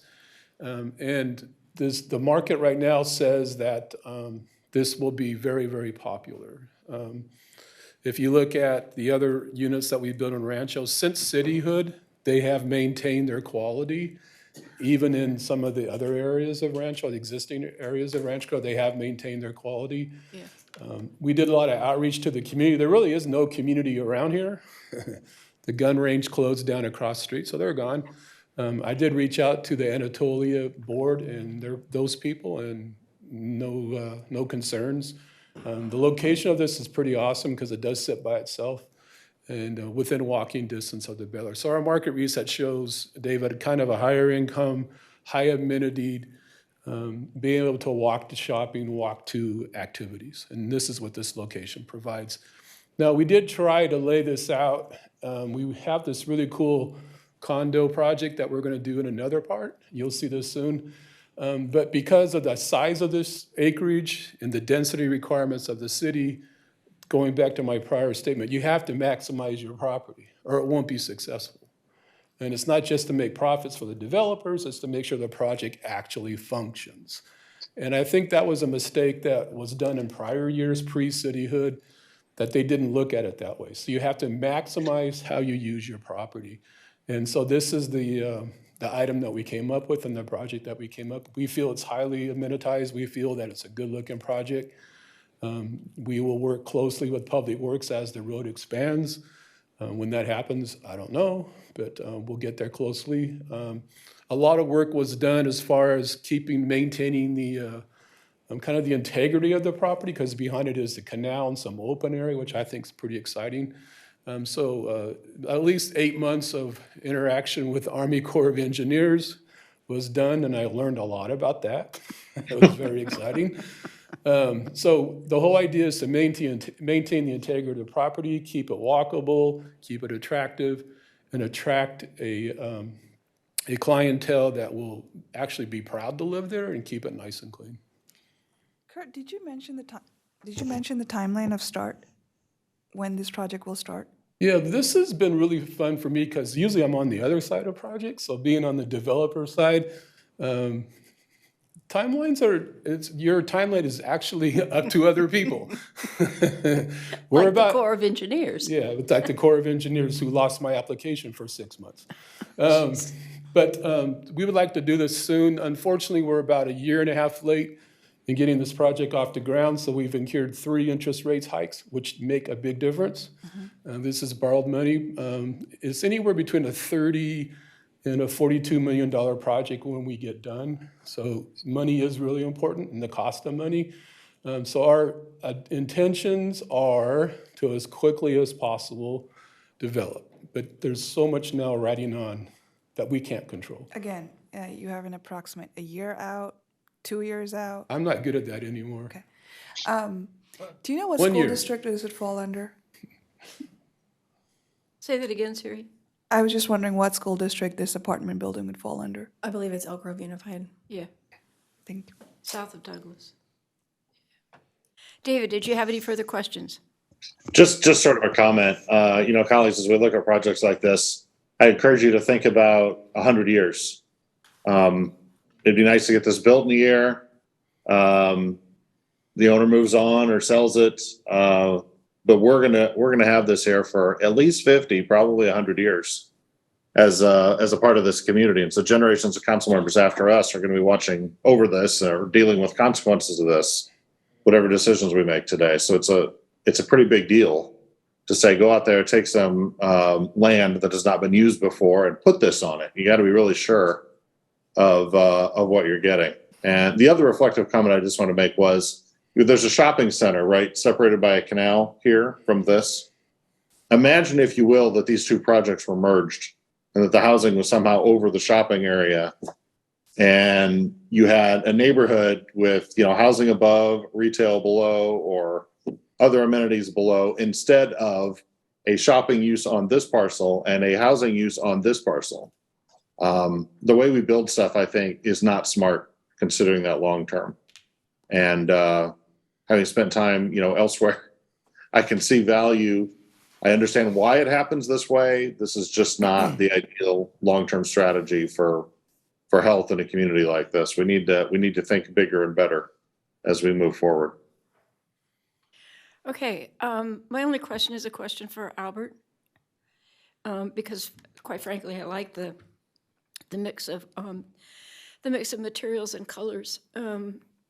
Albert, it's always my concern that when we are doing temporary road improvements, that we not have what the county used to do, where you had pavement over here and a sidewalk over here and gravel in between. So hopefully, you said that the location of the temporary sidewalk was dependent on the existing pavement, because Douglas will ultimately be improved to 6 lanes. So what happens to the stuff between the existing pavement and the sidewalk? So there are two conditions along their frontage.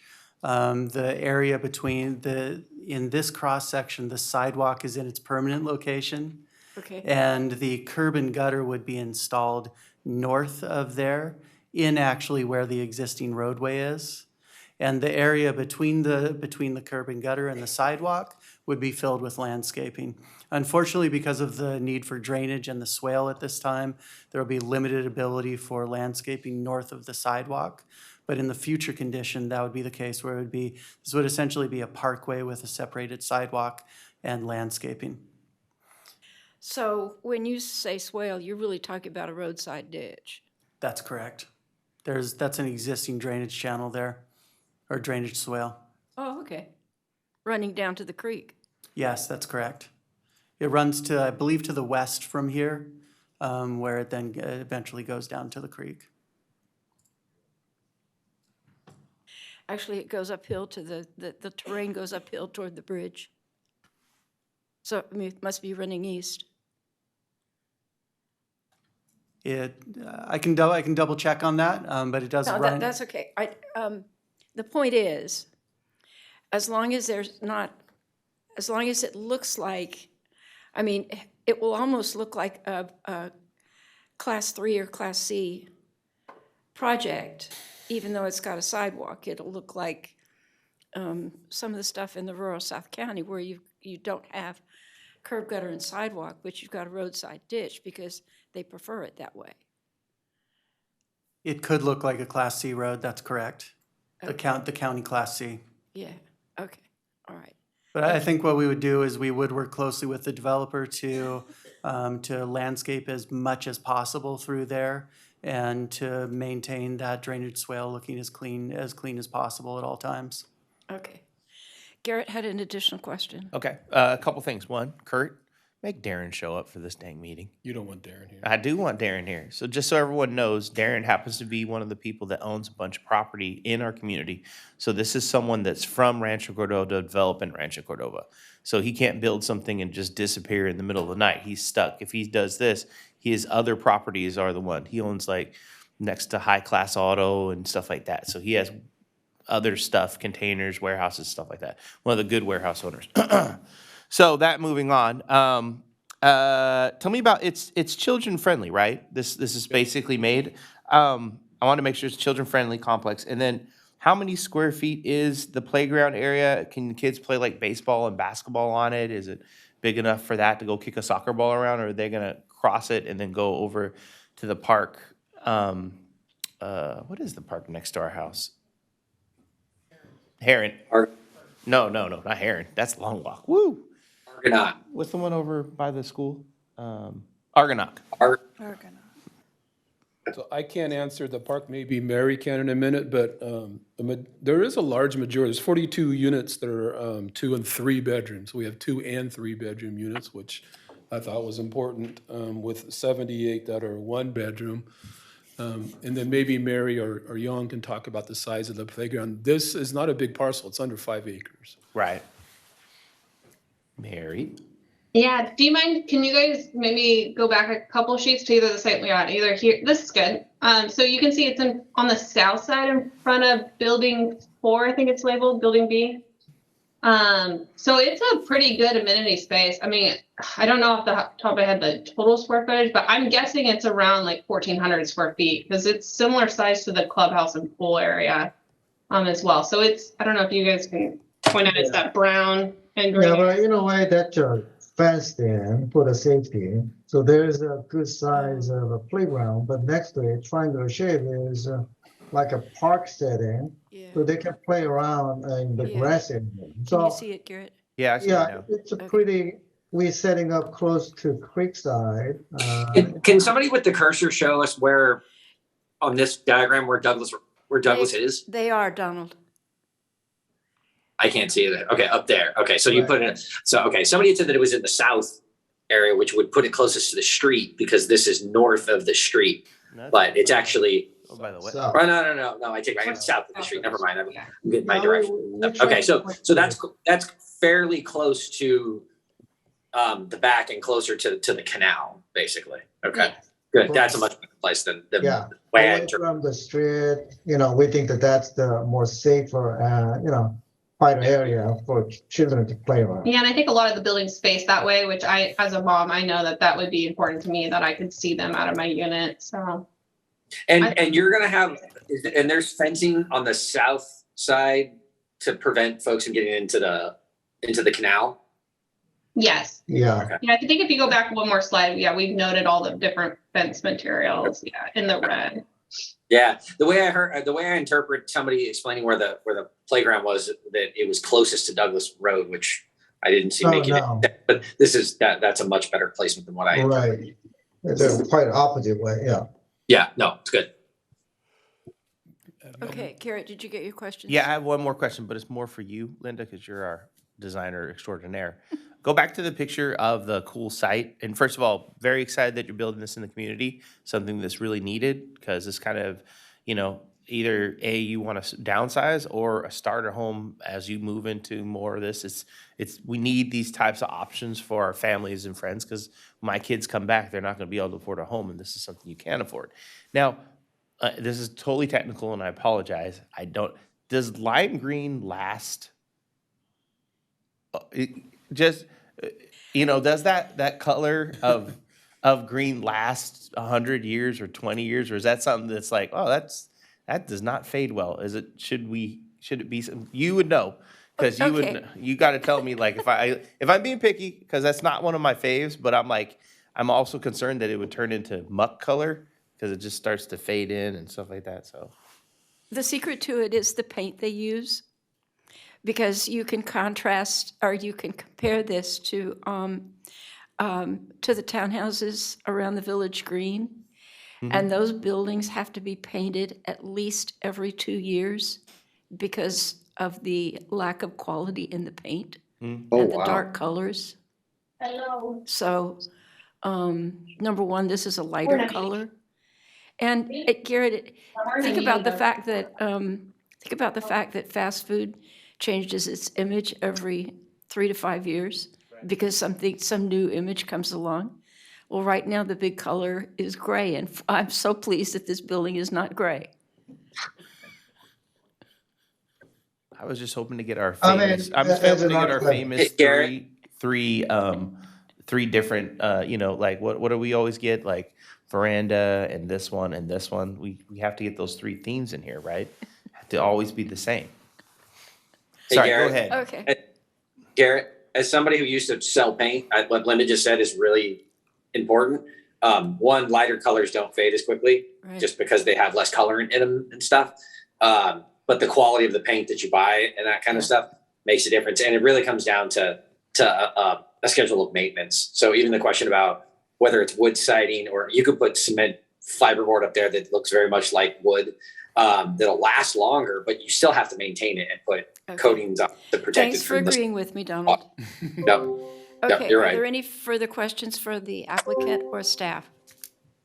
I would just add the comment that, the other major amenity here is Rotary Park at Mayfield Lake, which is just around the corner, a nice walking distance from here. Yeah. And you're right on this canal that is a great bike connection. So, if the folks are going to live here, you're going to have shopping on one side, great parks in the overall community, and right next to you, a really beautiful spot that's one of the best in Rancho Cordova. When are we going to approve that road so that we can walk there easier? Well, because right now walking there is not safe. So There's hopefully that's coming soon. You'd have to bike carefully or take a car. That's but one of the things hopefully we that can get a Public Works sidewalk is or path working there. on. Really? Yeah, and I think something really guys, important about this is a public hearing.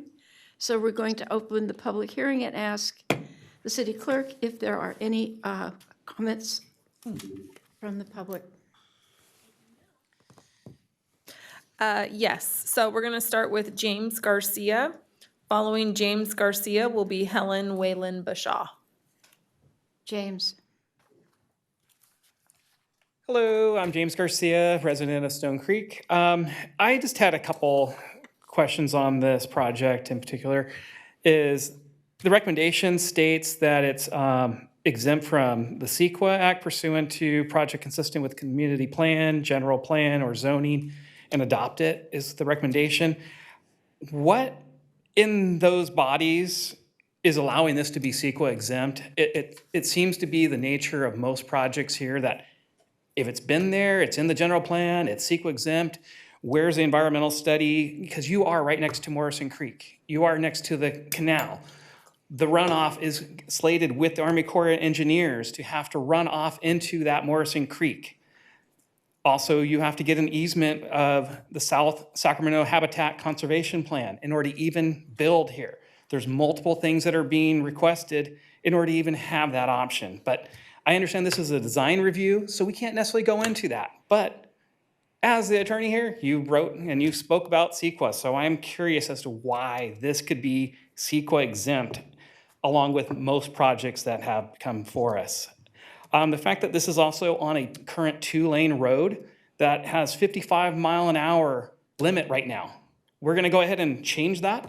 I know it's quick, but it's there.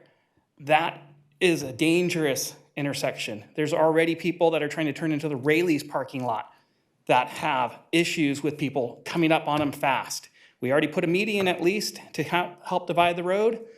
There is a lot of safety concerns with this design factor. You are going to break into that curb to allow a left going westbound on Douglas to turn into this property.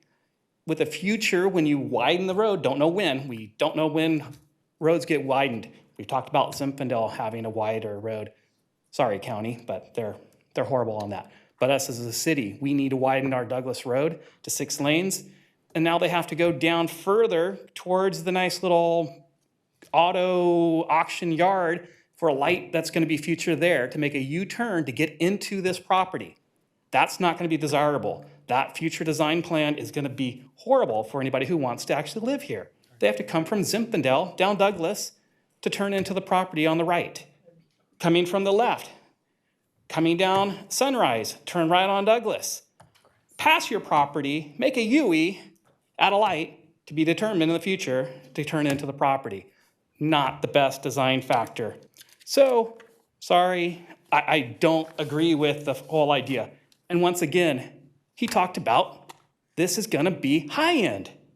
That's another bedroom concept, not helping our existing residents move up in the world. It's gonna be outpriced. Just like the property that's gonna be on Kilgore, it's high-end, market rate, not affordable housing, which is what's really needed in our less than $50,000 average resident income. Thank you. Darcy or Adam, this sounds like some of the questions at the Planning Commission. And maybe somebody has 30 seconds about the initial study, the environmental initial study that has to be completed, the checklist that has to be completed in order to decide whether a project is exempt or not. Because the zoning, it's consistent with zoning in the general plan, there's no additional CEQA that's done. So it's consistent with the EIR that was done when the general plan was adopted. The project itself, as I stated, is within the boundaries of the HCP. So they're going through that process to mitigate any biological impacts. The applicant and the city staff have worked extensively with Army Corps for the drainage outfall into Morrison Creek, which is something that's completely separate from the HCP process. So when applications are filed, we take a look at the project and any previous environmental that has been done. In this case, it's consistent with zoning, consistent with the general plan and the previous documents that were done. So no additional environmental was required. So no initial study was required to be done. They just submit their environmental questionnaire, which is a standard 10-page questionnaire that we get from applicants on every project. Thank you, Darcy. Albert, do you want to explain the access to this project? Yes, I'd be happy to, thank you. And because of the speeds on that road and that it's straight, that's the main reason that we did not allow full access into those driveways, and particularly did not allow a left turn out of those driveways. The access is restricted to right in, right out at the westernmost driveway, and the east driveway allows a left in, but does not allow a left out. Left ins are much more accessible movements because you can see the cars coming towards you, as particularly in this case, they're crossing across one lane of traffic there. In the future, when the city does widen the road, there have been a few different options looked at for how that could be configured.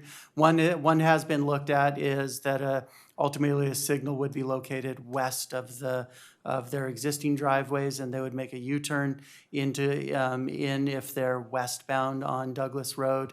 But that would be evaluated in greater detail upon design of the roadway in the future. Unfortunately, at this point, ladies and gentlemen, we need to take a break because we have a technical issue, and Zoom has quit working. So, 5 minutes or less, we hope.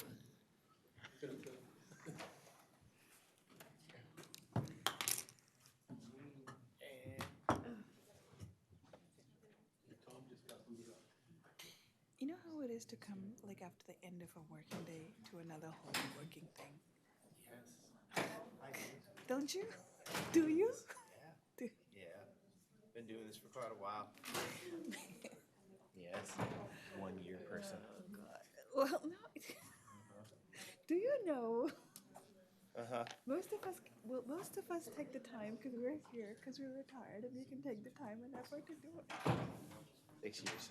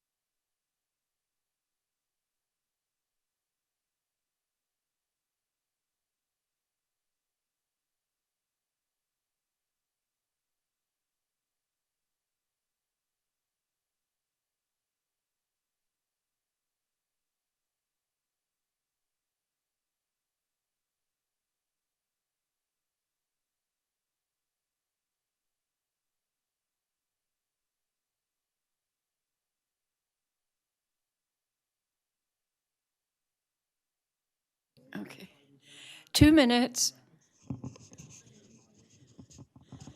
All the tech whizzes in the room have fixed the problem.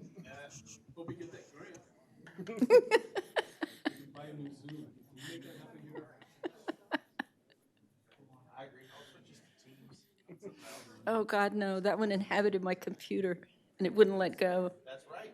That's how good it is. Oh, no, I don't think so.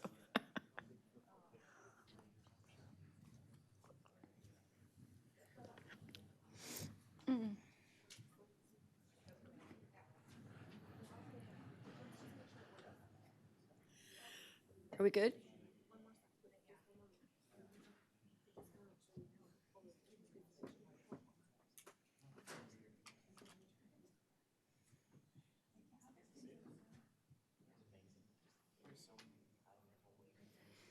Adam, say when. We're good? Okay. Okay, we're going to resume. As I said, the tech whizzes have fixed the problem. So next up, Helen, you were up for public comment. I'm Bashal, and I live off of, in the Tierra Grande area. I have some concerns. The city continually ignores CEQA. CEQA, you can say you had it on a project 20 years ago, and that it passed then, but everybody knows environmental issues change daily, what they are. You have currently a piece of land that absorbs the runoff. It doesn't go into the canal. It actually, because it's grass and stuff, or open area, the high rains will be absorbed in the land. As soon as you put this thing in, you've got asphalt. You have cars being parked there. You have chemicals that are going to be used to keep that lush grass the way it is, which I think is wrong in the environmental state that we have now with the shortage of water. So you need to do CEQA. You have environmental changes, environmental rules change daily. You have downstream you've got to worry about, and the city has got blinders on. Open your eyes, folks. Something's got to be done. Also looking at this is geared to young people. Young people tend to have like bigger cars. I'm looking at here. I don't see any pickup trucks there. How big are these spots? You have a 1-bedroom, 2 people could live in them. You don't have any mass transportation out here. So you're going to have more people. Young people like canoes and kayaks. There's no place to store it. I don't see a dog park. Many single new couples have pets instead of children. So where's the dog park? I don't see the exterior lighting. I can't see any light posts out there. So I think the whole thing needs to be reconsidered and something to think about. Yeah, when you talk about CEQA and stuff, so you want to use the old CEQA rules? Or is the city using the old rules that were established at the time to collect fees for the services or the things that need to be done to this? You increase your cost, the city increased the cost to the builders. They give that to the builders. They're not going by what was agreed to 15, 20 years ago. So why are you trying to avoid CEQA? My biggest complaint with the city of Rancho Cordova is you're avoiding the CEQA. We're all living now. The CEQA is designed to protect the future for our children. Once you damage a habitat that is downstream by the canal, you never get it back. So does Rancho Cordova want to be on the list for ignoring CEQA and having environmental disasters in some of the pools and stuff we have around here? That's it. Thank you. Thank you, Helen. So do we have anybody else? Mayor Budge, we have a hand in Zoom, so I'm going to go ahead and unmute Giovanni and allow Giovanni to speak for up to 3 minutes. Welcome, Giovanni.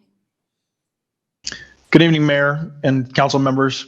My name is Giovanni Ottolini. I've been a journeyman carpenter since 1997. I'm a field rep for Carpenters Local 46, representing over 36,000 skilled carpenters and apprentices in Northern California and thousands here in Sacramento County. Tonight, I'm kindly asking that the council please consider implementing labor standards on this and future proposed developments in the city. Labor standards should consist of paying area standard carpenter wages, healthcare coverage, and a commitment to hire local carpenters, including apprentices.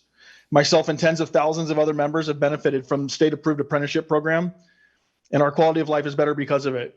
Apprenticeship programs give those without the opportunity to attend college the ability to acquire skills that lead to good paying jobs and are a proven escalator to the middle class and a shot at the American dream, all without incurring college debt. It is clearly documented that carpenters' work has a high impact on the body, and the Bureau of Labor Statistics states that workers in construction occupations account for nearly half of all fatal occupational injuries. With facts like this, lack of healthcare coverage is simply unacceptable. When workers are provided with healthcare coverage, it extends their life expectancy and eliminates the financial drain on already cash-strapped local governments and municipalities who often pick up the tab for uninsured workers. As we look for ways to find and reduce our carbon footprint in everyday life, hiring local residents reduces drive times, which in turn reduces emissions, traffic, and the odds of being involved in a motor vehicle accident. And it gives workers more time with their families and their community instead of commuting. Employing local residents also keeps the money they earn in local community as they do business within their city. Adopting labor standards levels the playing field for responsible contractors that pay fair, livable wages and healthcare coverage so they can be competitive with those contractors that pay bare minimum wages with no healthcare coverage. Thank you for your consideration. Have a good evening. Thank you, Giovanni. Anybody else? That's all the public comment that we have for this item. Wonderful. Mayor, if I may just. Sure. For this project and other similar projects, I do want to respond briefly to a couple of the public comments that, and I think Darcy already touched upon this a bit, but first, this project is receiving CEQA compliance. This project is receiving a CEQA process. And when we find that a project has already been analyzed adequately by under an existing general plan or under an existing specific plan, we are finding that the CEQA document, the hundreds, if not thousands of pages of CEQA analysis that was done for that plan adequately analyzed the potential environmental impacts associated with this project. So the project is in that way receiving CEQA. And also, I think it's important for the public to understand that the last couple decades of CEQA-related work have, by and large, focused on CEQA streamlining, not adding to the complexity of CEQA compliance. So I do hope that the community understands that processing exemptions, as the staff is recommending here, is going to very often be exactly what the state intended when it continued to reform CEQA over the last many years, because absent that, small projects, and this is really essentially an infill project. It's filling in one of the last remaining larger lots in an area that now is substantially developed in that entire intersection. And so, it also is, the state is continuously getting more supportive of housing development in infill areas. So this really is at the intersection of two different kinds of changes that have been happening over many years and liberalizations in land use. Darcy, I don't know if you want to further comment on that general. And finally, of course, other jurisdictions have a lot of the regulatory authority with respect to drainage and the HCP and other issues, and so they will be closely looking at the permitting requirements on those topics. Adam, I also think it's worth noting that a lot of the questions that were raised are resolved by implementing our existing development standards. And many of the questions, I mean, even the simplest things like on-site lighting, we have standards in our development standards for that. So nobody should think just because they don't show up on a rendering that they don't exist. So, anybody else? Then we'll close the public hearing and ask if the council has any further questions or comments. Donald? Yeah, I think when I first got elected, this neighborhood out here, which is Elk Grove Unified, the number one question I would always get was, when's the grocery store coming? When's the grocery store coming? And I swear, as soon as that sign went up that a grocery store was coming, all I hear now is, when's high school coming? And I remind folks that it's really predicated on the growth of that community. And I know, Siri, you asked a question to Kurt about like, when are they going to get started? You know, working in finance, I can tell you that when are things getting started also, you know, goes right in line with what is the Fed going to do when it comes to interest rates? Because if interest rates end up being 10% by middle of next year, a whole bunch of projects like these are going to get delayed. But the most efficient way to move people into a neighborhood and get your density numbers up so that you get those other amenities like a middle school and a high school, multifamily housing is the most efficient way to do that when it comes to land. The number of single family homes you can put on this lot comparatively to the multifamily units that you can put here just change the game. And the more multi-room apartment units that you have, the more families that you can have and the more opportunity that young families can afford to move into a neighborhood like this. And I don't disagree with the commenter that said that we need affordable housing really bad, but I would also say that per capita, we fund more affordable housing than any other community that I know of in this region. And we do it through tax measures and state funds that we're able to acquire. There was even a project very close to this one that was applying to us. It just didn't rank as the highest. I think it was the 3rd out of 5. But we are funding affordable housing in this city, a lot of it. We already have a lot of it. I agree we need a lot more of it, but other communities also need to step up, especially ones to our east and our south that are denying projects or not even putting their own funds into it, and we are. I think David's comments about the design and the fact that this is going to be here for a really long time, and yeah, I'd love to see stacked multi-use stuff, but except for heavily urbanized areas, it's really hard to find developers that can make that work in this kind of environment. And so I look at a project like this and realizing that I don't think I heard anyone tonight that lives near here, that's in this neighborhood, that's in this school district, have a negative comment about it. Frankly, it's a little surprising because we've looked at other projects in this neighborhood that we've had neighbors that showed up. So I'm fairly surprised about that, but I think this looks like a pretty good project. And I want to say the 2nd or 3rd time that I've heard of some idea of putting something here. And I think we all can agree we're in a housing crisis in California, and there's a whole lot of people chomping at the bit that want their high school, and developments like this are the most efficient way to get us there. Thank you, Donald. Garrett? I think it's a good project. I think we need it in the area. I think this is one of those pieces of everyone needs a stepping place, and I feel like apartments happen to be that thing that kids can come back to and live in, and we want some more on the Anatolia side. And plus I have no idea what else you would do with this piece of property. Like literally it's the most obtuse, weird, angled place. I was hoping they could gain a little bit more land to the north or south, but since it's boxed in, like this is great. We're gonna get, a couple hundred new people, residents of Rancho Cordova that are gonna be here and love our city, and you know, I would just say, you know, the more trees, the better. And then if we could make one request, just make sure I'm only looking for palm trees. Oh, So if we Garrett, could, bite your tongue. that's it. Siri? I agree with Kurt that this is an efficient use of space. The neighborhood, I think, is not making a big stink about this is because it actually fits into the neighborhood, what it is, and 120 new families coming into the area is, it will help towards accelerating the middle and high school in the area, which is why my question in terms of timeline and school district, because that neighborhood is really targeted towards getting that high school, middle school in the near future. That said, Rancho Cordova is a city with about 3,200 businesses. A lot of people might be living far away and driving into the area. So this gives them a great place to live, work, play. Thank you. Thanks. And learn. David? And learn.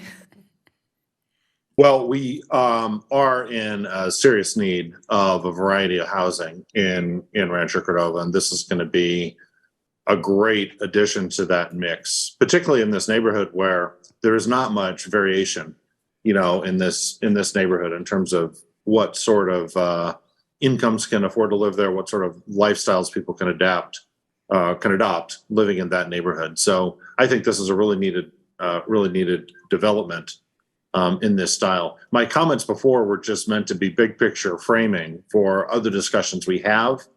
And I keep finding that people are asking me to say, you know, the big picture things more often. So I'm going to make an effort to do that. But I'm happy this is coming forward. I actually really appreciate this design. I like the use of the materials. I think the location is good. So I have no objection to this moving forward. Thank you. I completely agree with my colleagues, and I'm very pleased, as Garrett says, that it's actually a project that is owned and supported by somebody who's local. So I think we're ready for a motion. Move the item. Second. You want a second? Call the roll, please. Councilmember Terry. Aye. Councilmember Gatewood. Yes. Councilmember Pulapati. Yes. Vice Mayor Sander. Dropped off. Vice Mayor Sander. There's some odd things going on with sound here. Mayor Budge. Yes, thank you very much. Just so you know, Comcast just lost a node. So the chances of us staying up are going to be 50-50 as a best right now. Well, we've already lost it in the city once on New Year's Eve. So I don't know what your reign's like where you are, but. Mayor Budge, just for clarification, we want to just acknowledge that this item was approved. Thank you very much. Okay, so we're going to move into our regular calendar items quickly before we have other technical difficulties. And so 12.1 is Adam. Thank you, Madam Mayor. I'm pleased to have two members of our team who you all know, Palmer Hilton and Anthony Amara, who will lead us through this update on new California laws. A dozen or so new California laws that were adopted last year that we think are of interest and importance to the community and council. And we'll move through this update relatively briefly. There are written materials available to you that summarize these in more detail. We'll focus in a bit more detail on, of course, the new Brown Act remote meeting law that we talked about briefly at our last council meeting. Okay. Again, this is Palmer. Just introduce yourself to the council. Sorry, this is Palmer Hilton. Can we turn up his sound? Got it. Does that work? Anthony is remote via Zoom. Okay. Can everybody hear me? Yes. Great. Much better. Okay, so the first bill we have is related to urban water use. This bill amends an existing law that discusses the standard threshold for indoor residential water use. Currently, the standard is 55 gallons per capita daily. As existing law, this would be reduced to 47 and 42 in different thresholds in 2025 and 2030. The bill would change this ratchet down to make it more aggressive in combating the drought. This would change the recommended threshold to it would make it 47 and 42 as opposed to existing law, which would be 52.5 in 2025 and 50 in 2030. And the intent here is to combat the drought that is ongoing, even though it might not seem like it with the amount of rain we've gotten. The next bill we have is related to the Public Works prevailing wage requirements. This bill expands the definition of what a public work is. and it expands it in two ways. It includes hauling of refuse from a public works site to an outside disposal location, and on-hauling of materials used for paving, grading, and fill onto a public works site. So for these activities, prevailing wage is required to be paid in the scope of a project. So that'll potentially increase some of the cost of some of our projects by expanding the scope of what is public works projects subject to those requirements. Yeah. And then our next bill is AB 2011. This is related to affordable housing. We've selected a few of the bills that relate to housing. There have been a number this year. These are some of the most critical for the city. AB 2011 will require ministerial approval of affordable housing so long as it meets certain criteria in the bill, and it establishes affordable housing as a use by right in certain zones, typically commercial zones, and it subjects it to a streamlined design review process. The design review also must be based on objective standards.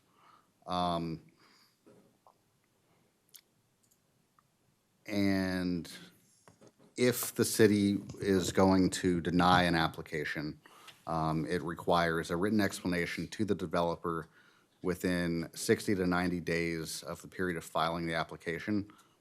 This range depends on the number of units in the project.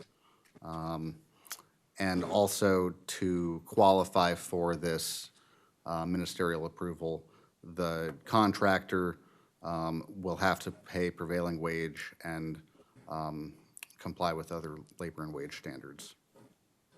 So again, that's one of a number of examples of it's extremely likely that the council and the community will be hearing more and more projects in the future where we are telling you that because it complies with a particular affordable housing law, you're not able to impose certain requirements, or it has an expedited processing speed, or you're not allowed to require that it have parking at all, or that in different ways your normal authority and discretion will be limited because of how much pressure the state is putting on cities to produce affordable or affordably priced housing.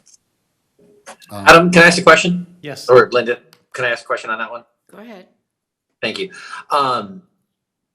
Is there any need to update our development standards or planning standards in some way to accommodate that? I know we went back and kind of streamlined multifamily building standards and design standards, but as far as the development standards, if I think on one of the previous ones it said around ministerial approval, are there things that we can just update into the code so that it'll trigger that staff can do what they need to do so that we don't have ambiguity around that issue or these issues?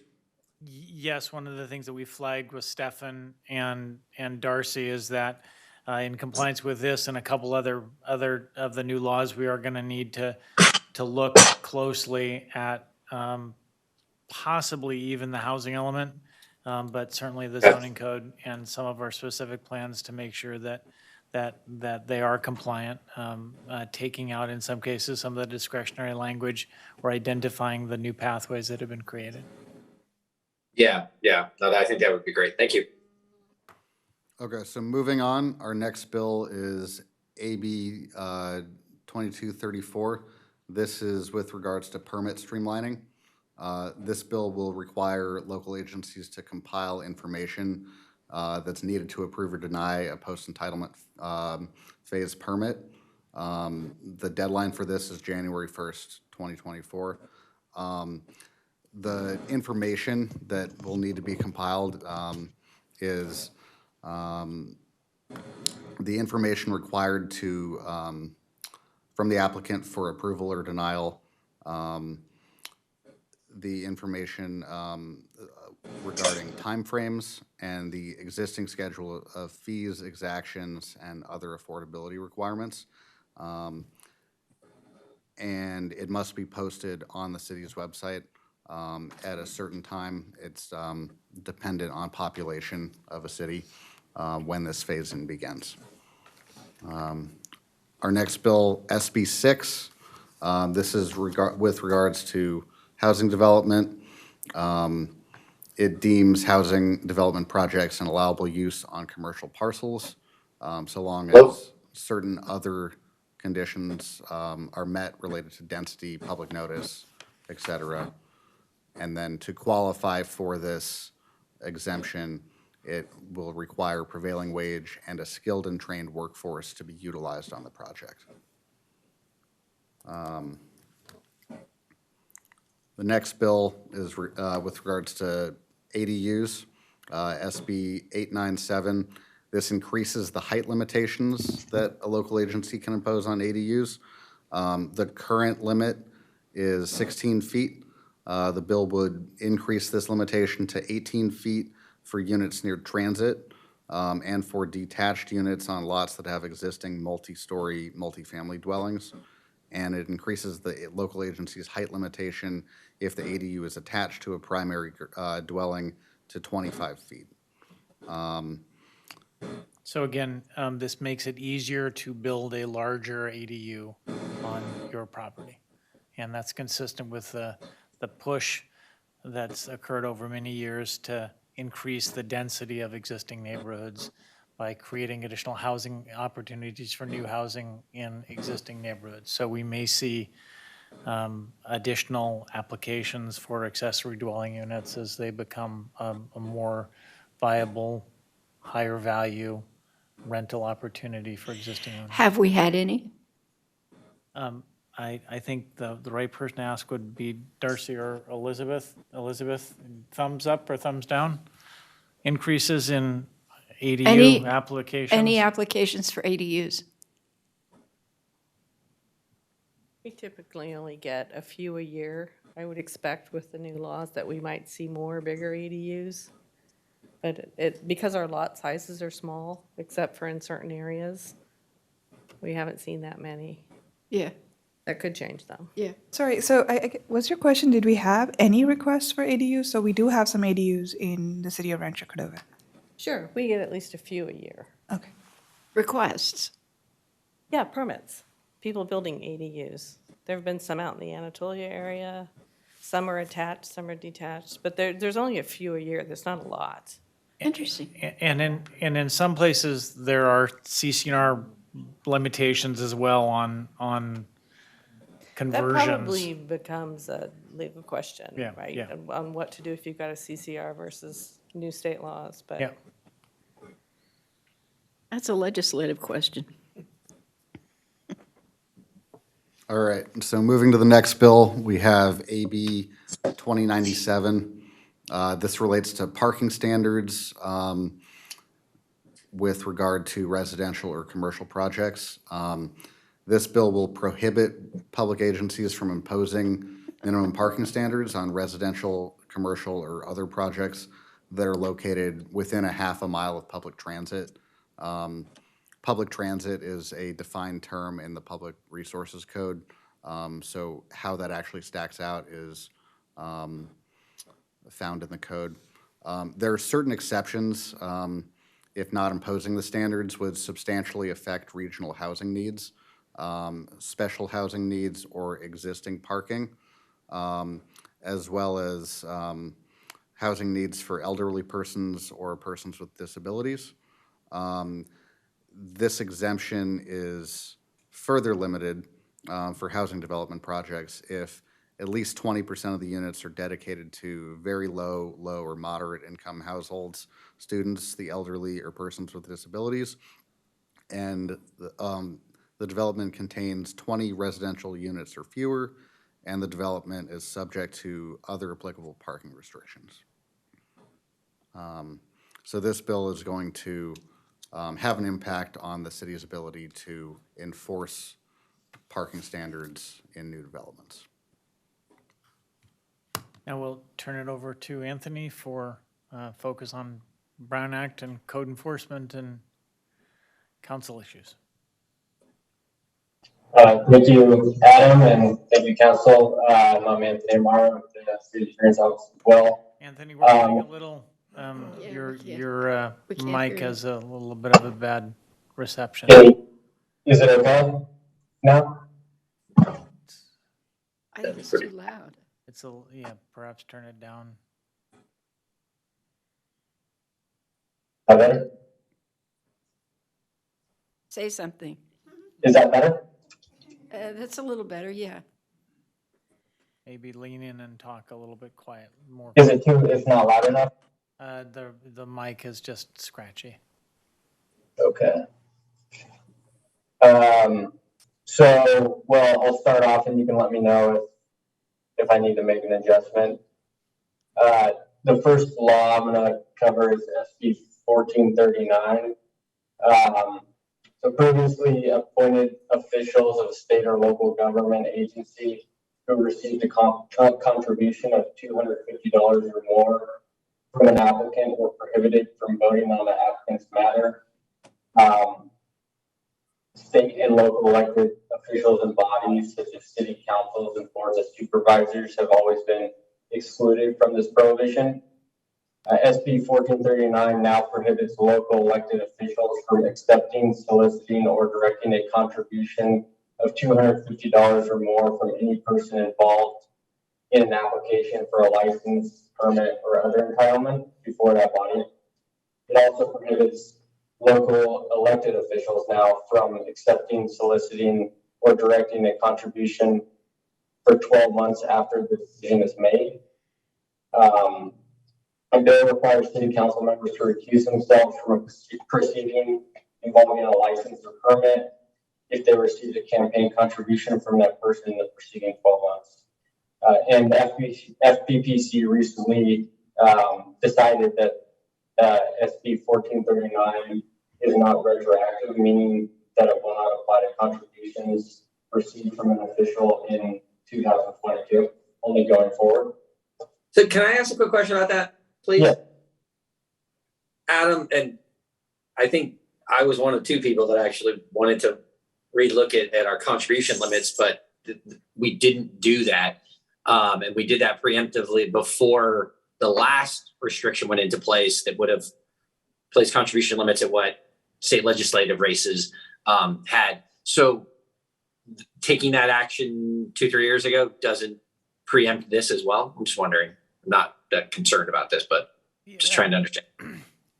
Yes, certainly willing to give that additional thought, but the answer is no, I don't believe. I think that this trumps it, and this is important, one of the more important laws that changes past behavior. As Anthony said, that we'd always explain to the council and in your AB 1234 trainings that there was this limit, but it only applied to appointed officials such as your planning commission or your building appeals board and that sort of thing. So I am pleased that we're sitting here talking with you about this on the first business day of the year, because it's an important new requirement for council members, to follow every day from now going forward. And in many communities, this will shift the way local politics are done to some extent. And it may shift, I think that there are various different approaches that campaign managers will work with local officials on to adjust to this. But it's certainly something we welcome many council members following up on. But we do encourage you to very closely look at these campaign contribution limits and talk to us if you think you might be accepting contributions or interested in accepting contributions that would trigger this requirement, and think through that before you accept the funding. This is a quite noteworthy change in the law this year. So let me just make sure I verify. If we take money from anyone over $250, they can no longer vote. But if like a group wants to give us $1,000 for our campaign or a mail or something like that, that's allowed. But just individuals can't give us $250 and above, correct? So if you take more than $250 from a developer, you can't vote on their project. Correct. Correct. So that's it. But that'd be like if someone was trying to get a permit or something, here and we were supposed to vote on it, then it's a no if it's 215 above. Okay, I got it. And Adam, this is the same rule that affects things like the Air District and SACOG and Correct. Other things already. So things that we're you're- appointed exactly. to. Yeah, this has been a rule forever for all of the extra bodies that we're on. We were exempted but for the seat that you were directly elected to, you weren't subject to this. Now we're subject to the same thing that That's correct. all those other things that we're a part of, we were restricted. We had the same restriction. They're applying it to this now too. So Correct. it's not a new rule. It's just a new application to the rule. It just applies to you all the time now. Right. And it extends the prohibition for, after the decision is made from 3 to 12 months now. Previously, it was only 3 months after the decision is made. That's the only other substantive change. So if there's no other questions, we can go to the next slide. AB 2449 regarding the Brown Act. So Governor Newsom recently announced that the COVID-19 state of emergency is going to expire at the end of February of this year. So as a result, starting in March 2023, the AB 361 requirements that we're currently using to hold remote meetings will no longer be applicable. So this new law, AB 2449, will allow individual council members to participate remotely in city council meetings for just cause or due to emergency circumstances. Just cause is defined under the statute as a child care or caregiving need that requires them to participate remotely, a contagious illness, a need related to a physical or mental disability, or travel while on official business of the legislative body. Emergency circumstances means a physical or family medical emergency that prevents a member from attending in person. So individual council members that use AB 2449 must disclose whether they have additional requirements. They must disclose if they're participating remotely, whether any other individuals 18 years or older are in their remote location room with them. Remote members are also required to participate through both audio and visual technology throughout the meeting. So that means they have to, be on camera as well as be able to address the public at all times. And a few other requirements apply to the remote council members in the city. A quorum of the legislative body must be established in a physical location. So, for example, you can have a fully remote meeting. There has to be the option to have a quorum at City Hall, for example. The public must be able to participate through a call-in option, an internet-based service option, and at the in-person location of the meeting. And members can only participate remotely under AB 2449 a maximum of 3 consecutive months or 20% of the regular meetings within a calendar year. So there will no longer be the fully remote option, and there's limits on how much council members can use the remote option under AB 2449. I'd like to suggest we take just a second and talk through in practice what this means for council members and the city clerk's office and the city manager and our office, and really also the department heads, because first, of course, we said this, that it shifts the default setting to what you all have been gravitating towards in the last 3 months anyway, and that Mr. Gatewood has been encouraging for a number of months before that, that you're here, as the default setting. The new change that you can only not be here 20% up to 20% of the regular meetings means obviously that you're going to need to plan in advance and tell us in advance just for your own, so that we can monitor and count that you don't get close to or hit that limit. But I think also when you combine that with that a quorum must be in person, that means that coordinating and telling the three of us in advance, so that there will be actually some vacation or absence or remote meeting coordination that may need to occur, so that we're more conscious of, do we actually have not just a quorum for the meeting period, but are we comfortable that we're going to have a quorum going forward monthly? And it's quite possible that you may hear the city manager calling and saying, I have a really critical set of public works issues coming up in April, and can we juggle folks' schedules a little bit? Any chance we could get you here in person, because otherwise we're not going to have a quorum here in person. And those sorts of conversations, I think, Micah, could be a logical implication that we haven't had to deal with for many years. I think we saw here tonight, our pause in the meeting. That's something that we're going to need to do again. If the public isn't able even momentarily to participate, we're going to have to tap the pause button and make sure that because for the public, this does cement the expectation that we are, we certainly heard over the course of the last couple of years, a couple of members of the public saying, for example, with single parents who might want to be active in public participation, being able to do the remote option was very critical. So it really does cement the public's right to participate remotely, whereas placing more of the responsibility on the electeds to be here in person, the Brown Act decision makers to be here in person. Anthony has prepared a longer memo on this subject that we'll send around to you all. I think we should wait a couple weeks to get a little closer to the deadline, but Stacy, if I'm not mistaken, the earlier the better, that folks can start telling you, must be able to participate. telling you when they're going to be out, the better, right? Yes. Anything else, Micah or Stacy, that you would want us to reinforce to the council here tonight on this one?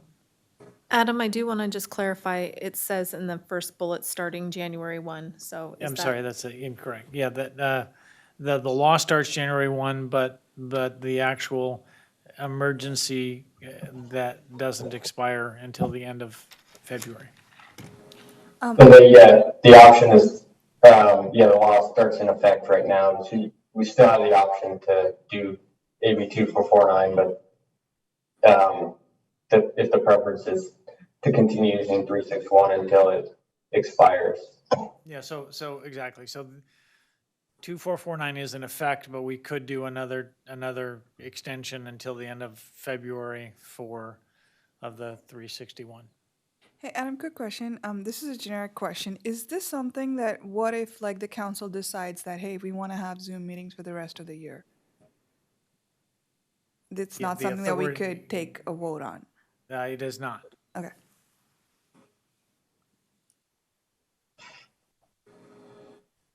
Okay, I think we're ready to move on. More to come. So SB 1100 regarding orderly conduct in meetings. So currently the Brown Act allows legislative bodies to enact reasonable regulations governing public participations at meetings. However, governing bodies can't prohibit public criticism of their policies, procedures, programs, services of the agency, or of the acts or omissions of the legislative body.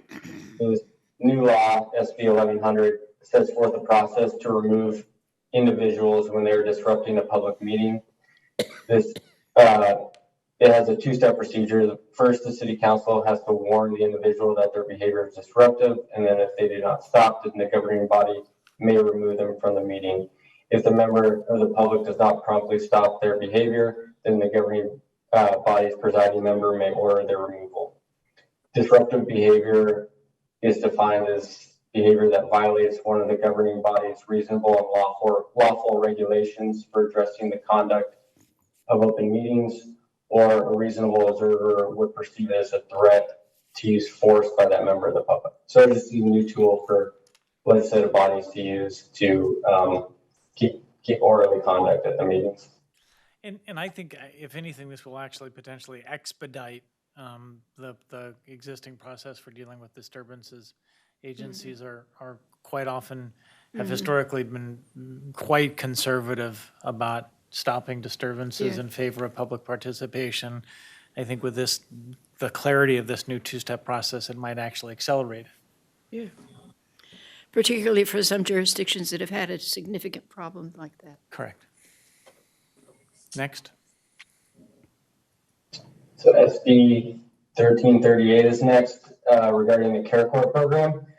So this new law will allow families, first responders, and other adults to refer certain individuals to a civil court to either, one, create a voluntary agreement or court-ordered plan under what is known as the CARE program.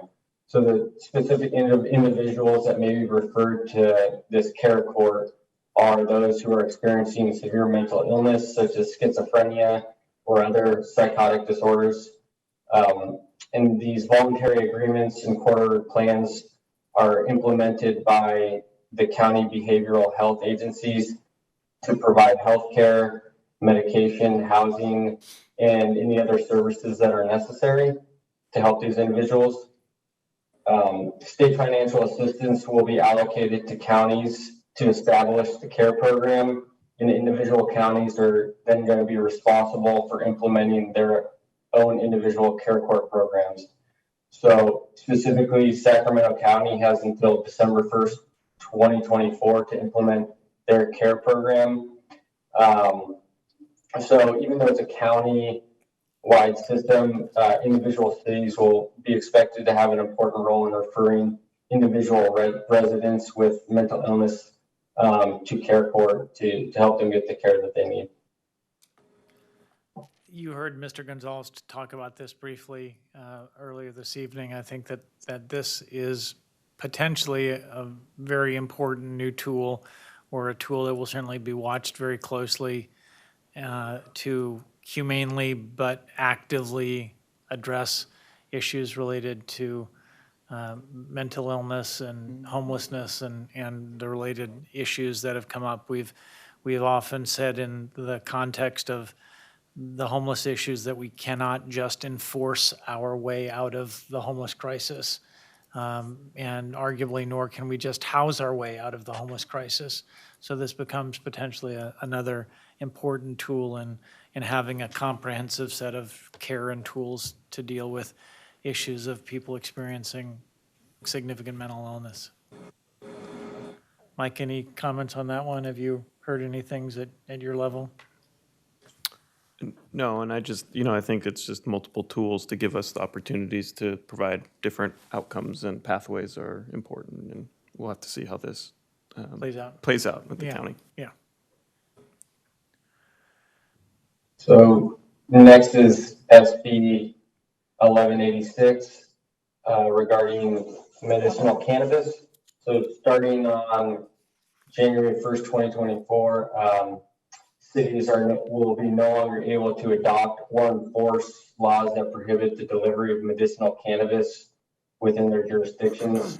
And the cities can also will not be able to prevent medicinal cannabis from being distributed in a timely and readily accessible manner to patients and their primary caregivers. So the new law as well is not allowing adoption or enforcement of laws that prohibit medicinal cannabis. It also doesn't allow de facto bans on medicinal cannabis delivery within their jurisdiction. So this can involve a number of different things that a city does that are no longer allowed. One being cities can't impose de facto bans on the number of medicinal cannabis businesses authorized to deliver in their local jurisdiction. They can't they can't regulate the operating hours of medicinal cannabis businesses, the frequency of sales by delivery of medicinal cannabis, the types of quantities of medicinal cannabis authorized to be sold by delivery, or the establishment of physical premises from which delivery of medicinal cannabis within the jurisdiction is conducted by a licensed non-storefront retailer. So going forward, any laws, whether they're on the books or not, can be adopted or enforced that, hamper individuals' ability to get medicinal cannabis in a timely and readily accessible manner. So this is something that could affect Rancho Cordova, and we'll need to look at the municipal code to be consistent with this new law starting in 2024. I think we went over this before. We didn't have any restrictions on delivery at all. It was just, and some of us were fine with moving forward even with retail, but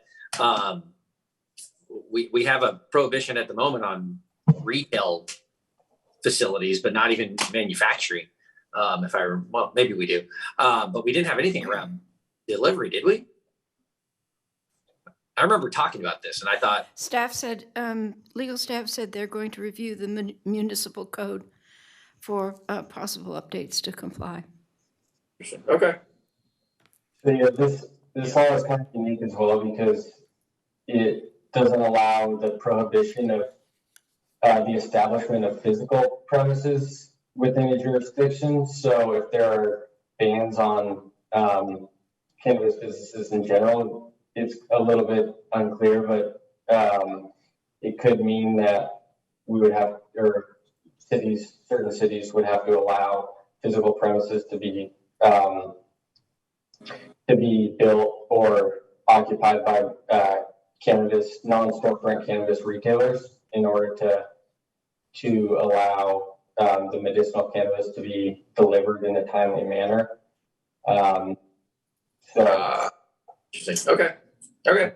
Yeah. And I would just simply add, we will have an update from Code and Anthony at some point in the coming year on the city's current active work to continue to enforce against larger scale marijuana grows in the neighborhoods. There have been a number of prosecutions and resulting in significant settlements for the benefit of the city on that subject. Good. So quick question. This one prevents is for the medicinal cannabis delivery, not for recreational use, right? Correct. Okay, Yeah. let's keep moving. Okay, last one, AB 1406. This bill requires a law enforcement agency that authorizes peace officers to carry a electroshock device such as a taser or a stun gun. To require that device to be holstered or otherwise carried on the lateral side of the body opposite to the side that the officer's primary firearm is holstered. So this is just an further effort to reduce the use of lethal force by law enforcement by allowing the city to require tasers be carried on the hip as well. So that concludes our top 10, top 15 laws in California. We hope this is helpful to staff, and we look forward to working with staff and the council on continued compliance with these and other new requirements as they come up. Thank you. Super. Thank you for your time. Any further questions for staff? Okay, this is a regular calendar item. Let's ask if there's any, excuse me, if there's any public comment. The city clerk's office has not received any public comment for this item, and I'm looking at Zoom, and I do not see any hands that are raised. Super, thank you. Okay, 12.2.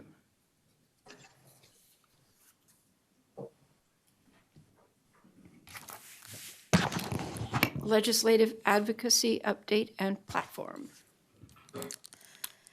So good evening, Mayor and Council. To wrap up our legislative updates for the evening, I'm going to briefly walk you through some of the changes to our legislative platform since last year, and then update you on our list of federal funding priorities. So as you know, the city's legislative platform is adopted annually to guide our advocacy efforts with regard to legislative issues. And in your packet, you'll see that the platform is broken down into specific areas. And these include guidance for supporting and opposing specific issues. There were just two very minor changes to the 2023 legislative platform since last year, and those have been stricken and highlighted for you. One occurs under housing, and essentially we just changed housing element self-certification to project-based vouchers. And that's because our housing element has been certified, and so we are in compliance there. Project-based vouchers are applied to our more current projects. Under local control, we deleted the second bullet because it was already covered under housing. So very, very minor changes to the platform itself. In addition to the 2023 platform, we also have a list every year that we update of projects for possible federal funding. These have been updated also for the current year. We removed 2 projects from last year's list that have since been funded. These are the Zinfandel Bicycle and Pedestrian Improvements and the Monier Circle Flood Control Basin. So those are no longer appear in this list for federal funding opportunities. We did update some project costs for the first 4 public works projects that you see on your list. And then we added 2 additional projects that we will be seeking federal funding for through some of the grants that were mentioned earlier this evening. And that includes our Mills Crossing project as well as our Mather Veterans Village Phase 4. And that concludes the changes to the legislative platform and the federal funding opportunities, but I'm happy to answer any questions that you might have. Questions for Maria? Donald? Garrett? Nope. Siri? David? And I have none. Okay, great. Thank you very much. Thank you very much. Okay, now, Edgar, thank you and your team for being so patient. I'm sorry, shall we have a motion just to adopt did you? Oh, I think that, would you like a motion, Maria? I think that would be great. Okay, so we need a motion to adopt the 2022-2023 legislative platform. So moved. Second. Thank you. Call the roll. Councilmember Gatewood. Yes. Councilmember Pulapati. Yes. Councilmember Terry. Aye. Vice Mayor Sander. Aye. Mayor Budge. Yes, thank you. Thanks, Maria. Okay, Albert. Good evening, Mayor Budge and members of the council. Albert Stricker with the Public Works Department. And this evening, we're going to be presenting to you the Zinfandel Drive Bicycle and Pedestrian Project, and specifically talking about aesthetic ideas and options. This overcrossing is an important connection that brings together businesses, jobs, recreation, and transportation opportunities. In addition to the structural benefits that it provides in transportation to the city of Rancho Cordova, this is also has the potential to be an iconic monument that's recognized throughout the region, and opportunities for different experiences of this iconic monument in Rancho Cordova, including a 5-second experience for those people driving past it, a several-minute experience for those walking or riding their bicycle across the overcrossing, or we believe this can even be a destination that people come to visit and experience and learn about Rancho Cordova. And Edgar Medina is our principal engineer that is leading this project for the city, and I'll hand it over to Edgar. Yeah, thank you, Director Stricker. Edgar Medina is Public Works Principal Engineer. Thank you, Mayor Budge, council members. It's been a long night. We'll try to get through this presentation, but we do want to make sure we have this opportunity to get your feedback on what we think is a very iconic opportunity for the city. So as mentioned, this is a Zinfandel Drive bicycle and pedestrian overcrossing, which is basically a Class 1 trail system that connects from the south on White Rock Road and connects to the SAC RT light rail station at Folsom Boulevard. So it's approximately about 1,300 feet, linear feet, that connects the south and north ends of Highway 50 along Sinfidel Drive. Just as a project background or in the meeting goals, the intent of tonight is to kind of go over the project goals that were someone mentioned here by Albert, started mentioning some of the benefits of the project, where we at on the project status and some of the efforts that we've done over the past year. And really the meat of the discussion is to kind of talk about the placemaking opportunities and the aesthetic approach that we were tasked to develop.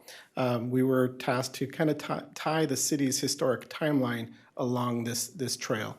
And of course, we'd like to get your input and incorporate that into a future presentation as the aesthetics is being presented.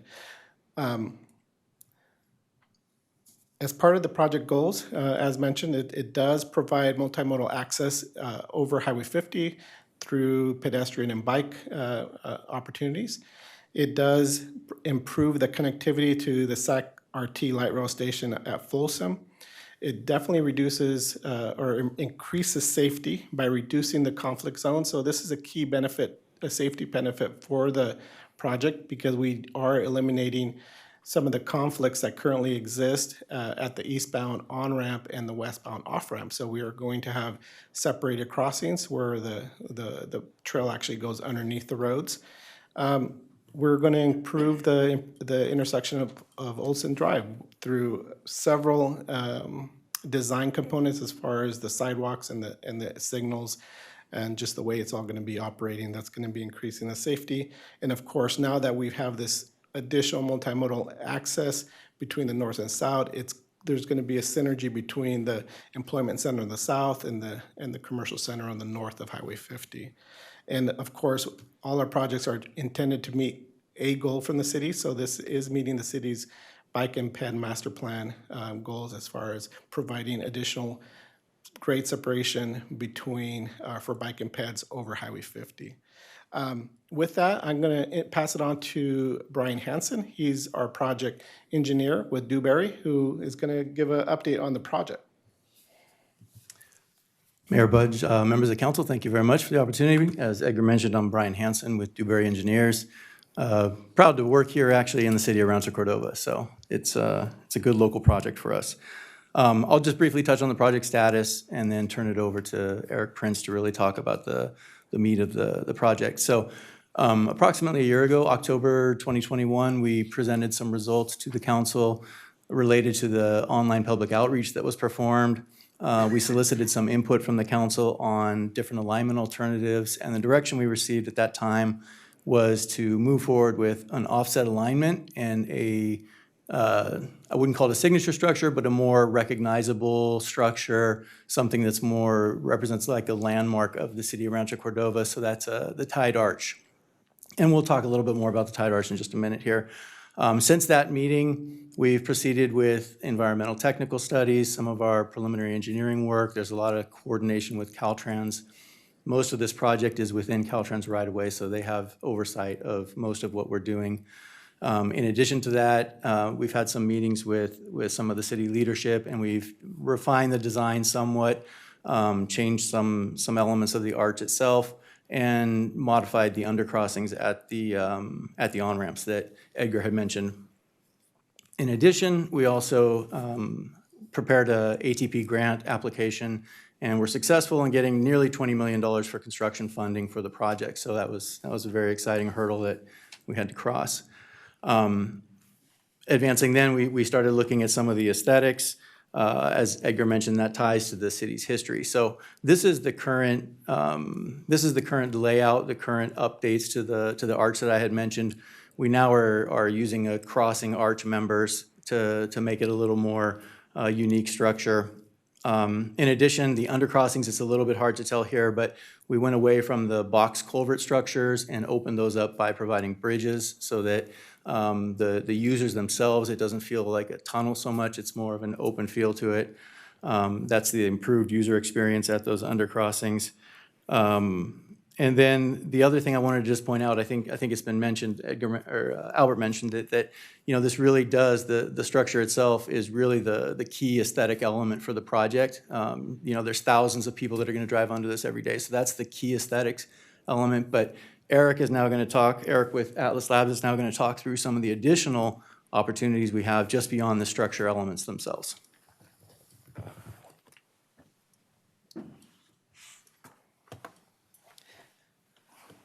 Good evening, Mayor, Council. Yeah, as Brian and Albert mentioned, I think the arch is the main kind of concept and the hierarchy of what's going to draw the attention to this area. And so part of this work that we began was to really see how we could tie that bridge crossing to that. It's not just a spaceship that landed in any other city. This is specifically tied to the city of Rancho, Cordova. And what are the elements that are tying to place?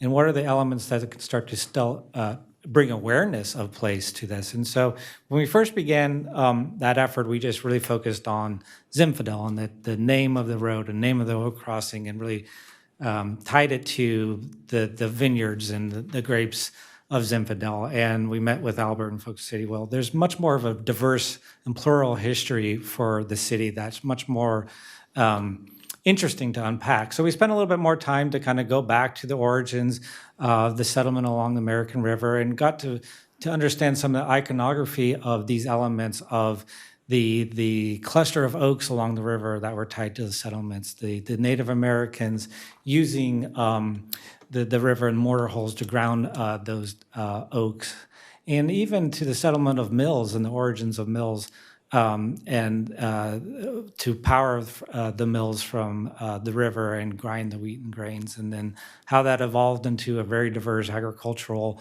plot of land along the river and vineyards, and then subsequent development into the Air Force and Mather Field and the space race and Aerojet. And so all of this history is really a great diverse, and was actually really fascinating to learn more about, because being in Sacramento, I know about this city, I know about some of these stories, but to really unpack all these elements was actually pretty fascinating. So I was really excited about this. I told my family about it. I was like, did you know this? Did you know this? Did you know this? And so that was quite fun. And so, but there are some chapters that we've really found all the way up into cityhood. And so there's even a greater story to be told about where the city is going. And this is kind of the lower line when we're talking about the access to nature along the river, the great trails that are found, the bikeways throughout the city, the air show, the urban agriculture. My daughter goes to Soil-Born Farms on a summer camp. And so community development, and even a lot of family-oriented, interesting uses associated with the city, even to the degree of jobs and manufacturing and technology. So there is a great story of where the city has been and where it's going that we think we can tell to really land this pedestrian overcrossing into the city in a unique way. And the way we think about that, we could do that is really to using that, and here you could see a plan view of that rotated to the side with White Rock on the left, and then Folsom towards the right, where you can use that as a timeline. So I mentioned these kind of chapters. We're not historians, but we really looked at that timeline to develop those key chapters and some key areas that we can start to tell a story using images and present images along the bottom that would be using the required fencing that exists that would be required along the length to perforate those, or to have those be punched out to different patterns using the iconography of technology, of the air show, or even the oak trees, and to how to tell that story throughout that journey from A to B, and to be a subtle nod to the diverse plural history of the city. And always we are concerned to not just to make sure we use timeless materials. So the city has a rich history of using stone, of using wood, and a lot of some of these images are mixed in with images from our practice of using that same timeless materials in more contemporary ways, or ways using digital technology to enhance the story of timeless materials. And this is some of the feedback that we've heard. How can we use and make sure that we're using timeless materials in a way that's unique to tell the diverse stories? And so this is just a sample graphic. We haven't developed what the patterning would be. But this is, for example, using the vineyards or the grapes and how we could perforate a metal panel still within the requirements of Caltrans opening to have that subtle nod and that patterning to the iconography of these various time periods.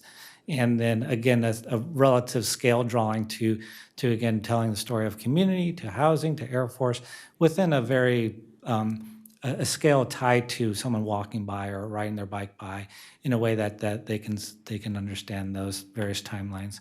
And then there's another opportunity of which to tie it more on the bookends of each side to more of a monumental scale, again complementing the overpass crossing at Highway 50, but in a way that we could tie something that is more scaled to on each end at the bookmarks of the end in a way that's like a little bit more at the speed of someone driving by. There's something more iconography of bigger than a person. So these are just some of these ideas that we've started to work through in the ways that we think we can integrate art placemaking into this pedestrian overcrossing. And then the last aspect to that is certainly lighting. I think there's a lot of opportunities to tie in lighting at the pedestrian scale of this, to have these be, the perforations of the metal also can be backlit and provide some unique opportunities for lighting within that. So these are elements that we would like to incorporate to then, again, tell that story through the journey of this pedestrian overcrossing.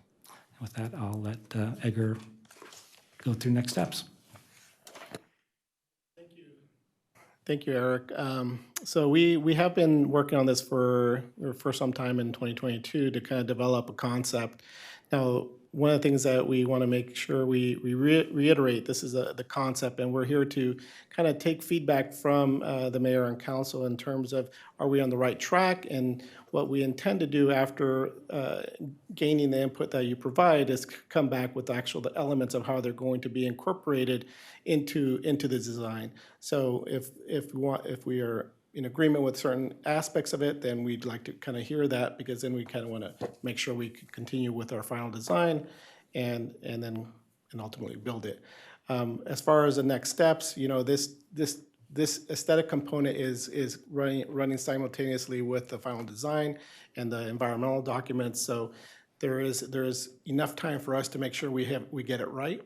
So schedule is not an issue as we speak. So this is really an opportunity for us to gain the direction that we want to tell the story along this trail between Folsom and White Rock Road. With that, I would open it up for any comments and feedback. Okay, excuse me. For this particular one, let's ask if there's any public comment first. Stacy? I see a hand that's raised. The city clerk's office has not received any public comment cards. We have no emails for this item, but we do have a hand that is raised. Okay. So I'm going to ask caller with the telephone number of 916-804 to go ahead and identify themselves as soon as I unmute them, and they'll have up to 3 minutes to speak.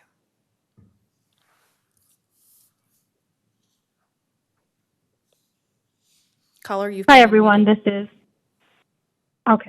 This is Faiza in Lincoln Village. I do want to say I'm very excited for this project.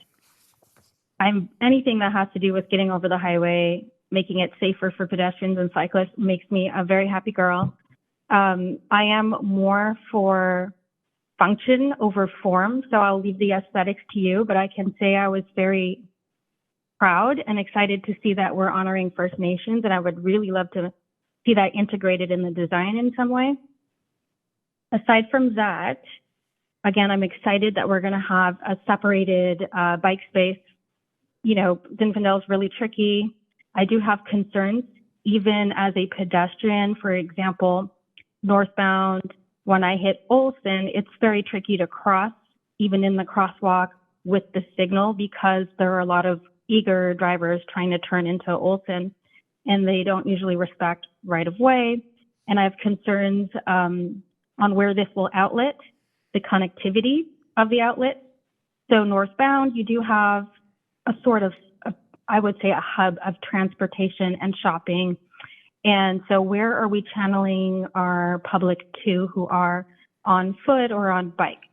So I would like to know, it's kind of vague, and I know the focus is on the overcrossing, but when you come out, how are you assisted on Zinfandel? Because the portion I'm speaking of, once you go past Olson towards Folsom Boulevard on Zinfandel, there's no bike lane.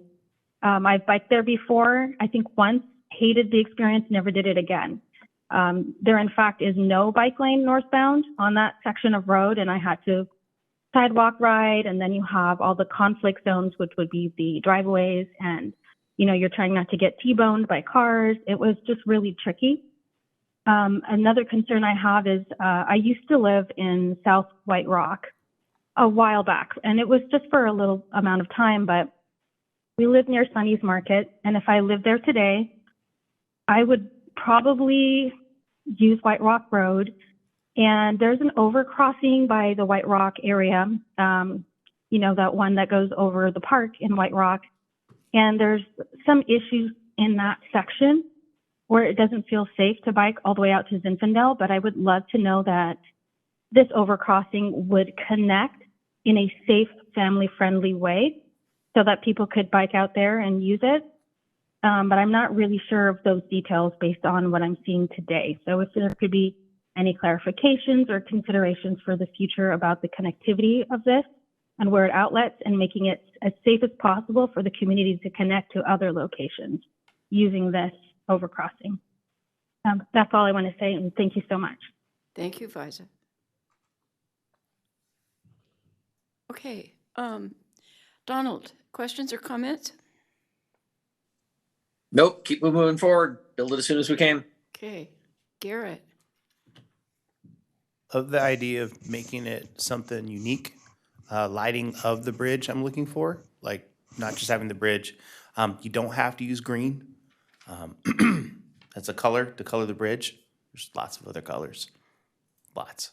But would love to see that lit and like the idea of wrapping our history into the siding that's very unique. And I want it to, and it is one of our trademark pieces. So I know you were like, it's one of the main pieces people are going to see when they come into our city, and they're going to name the bridge.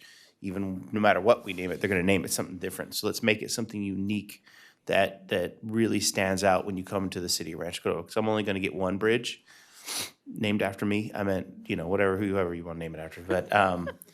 But let's make it very, you only get a couple times in a city to make a trademark piece that you can then wrap around. And this is our one chance to do it because Highway 50 is one of our thoroughfares. So let's make it unique.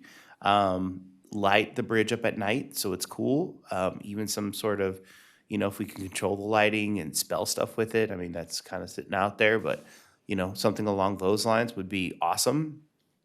And, and then attaching our history to it because if you ask a lot of the kids in Rancho, they don't know this type of history. And if they had some spot that you could walk and see it, that would be great. And then the only thing I have is due to the fact that we do have quite a bit of homeless and stuff like that, how do we secure it once we put it up with lighting to make it safer? Because like Faiza says, in a lot of the community, they travel there at night, especially when it starts getting dark earlier. How are we going to make sure this amazing piece of art is going to be someplace you can walk at night to connect the communities? Okay, that's it. Thank you. Thanks, Garrett. Siri. So I agree with Councilmember Garrett. This should be something that's visually appealing. I think we need to focus more on experiences. If we were to make it a standard history lesson, then we'll have people that come once and won't be attracted to come again and again. They have to be many experiences that would pull people to come. This is the day of Insta, Snapchat, TikTok. Everybody wants to make reels. So if we get a better ROI, we invest. We have people coming here to take these videos. That's actually more investment and return of investment to our city. I was thinking, like, if you see the Sundial Bridge in Reading that's lighted, I mean, you just go there for the bridge. That's an attraction by itself. And if we could make this something like that, it's a double win for the city. Not only does it serve a purpose, but actually would get more revenue to the city by attracting TikTokers these days. So focus on experience. Thanks. David? Yeah, I think my colleagues are right on target here, and I agree with all of that. This has got to be a landmark. It's got to be something outstanding, so visually interesting that people want to return to it at day and during the day and at night. I think it also has to be as functional as possible in that we need to be sure this is connected to White Rock and connected to Folsom in some way. The historical elements I think are okay. Normally I'm a huge advocate for that. I would almost be willing to give up some historical stuff here if there was something that made it stickier, something that made it more interesting and intriguing to people. The Children's Museum is not far away. Is there something that kids would do walking back and forth on this bridge? Is there something to see or do? Something fun to have your photo in front of, something like that. So we could think outside of the box a little bit. And you could actually also do that perhaps in a historical way. With regard to that timeline I just saw, there were some segments on it that I thought were a little weak. Community, I'm not sure what that was referring to. Health, not quite sure what that was referring to. But space race or rocketry, Cold War, all those aspects should definitely be represented. And I think the tech is probably the correct follow-on for that in a historical sequence. Let's see. I think lighting is going to be really key and could make this an icon at night that people know exactly where they are. And if they see an image of it, they'll know exactly what that is if it's well lit at night, because there's so many people who pass by this location. This is really the potential to build something iconic for Rancho Cordova. We are very, very lucky to have staff that have pursued this and submitted this. I don't remember, Linda and Donald, how long ago it was we saw this and thought, oh yeah, that's nice. The chances of getting that funded are really low, but yeah, why not? Let's pursue it, right? And I didn't think there was much of a chance for a yield. And here we are. Our staff accomplished it. And we took a risk. So the risk paid off. We're going to get something really cool. Now we just gotta maximize the cool factor. So thank you, staff, for really good work. I look forward to more discussion about the design of this. And we probably need to bring some more community members in on that discussion as well. Thanks, David. So I pretty much agree with everything that's been said. With the caveat, I totally get the desire to make it visible 24/7, but we need it to not be a negative distraction for motorists. Caltrans and the Highway Patrol are going to get really concerned if all of a sudden everybody is slowing down to 10 miles an hour when they go under the Zinfandel Bridge. That's going to be a problem. So we need to be judicious in how we create something that's visible 24/7. Curiously, I love this picture on the left-hand side, the grace, the way in which you managed to get across the freeway without one of those god-awful little switchbaggy things. And then we're getting really good at tunneling. And so tunneling under the westbound off-ramp, it looks inviting. It, like you said, it does not look like the Folsom South Canal under Highway 50. And it just looks really like a continuation of a park area. The only, and I think I expressed this when we met before, but the only thing I really have a concern about, curiously, because I like this wide open, clean, white, clear fencing look so much, I'm having a lot of trouble figuring out how we would incorporate history or anything into this without messing up that clean, open, safe appearance that you see and that people are going to experience when they're on this bridge.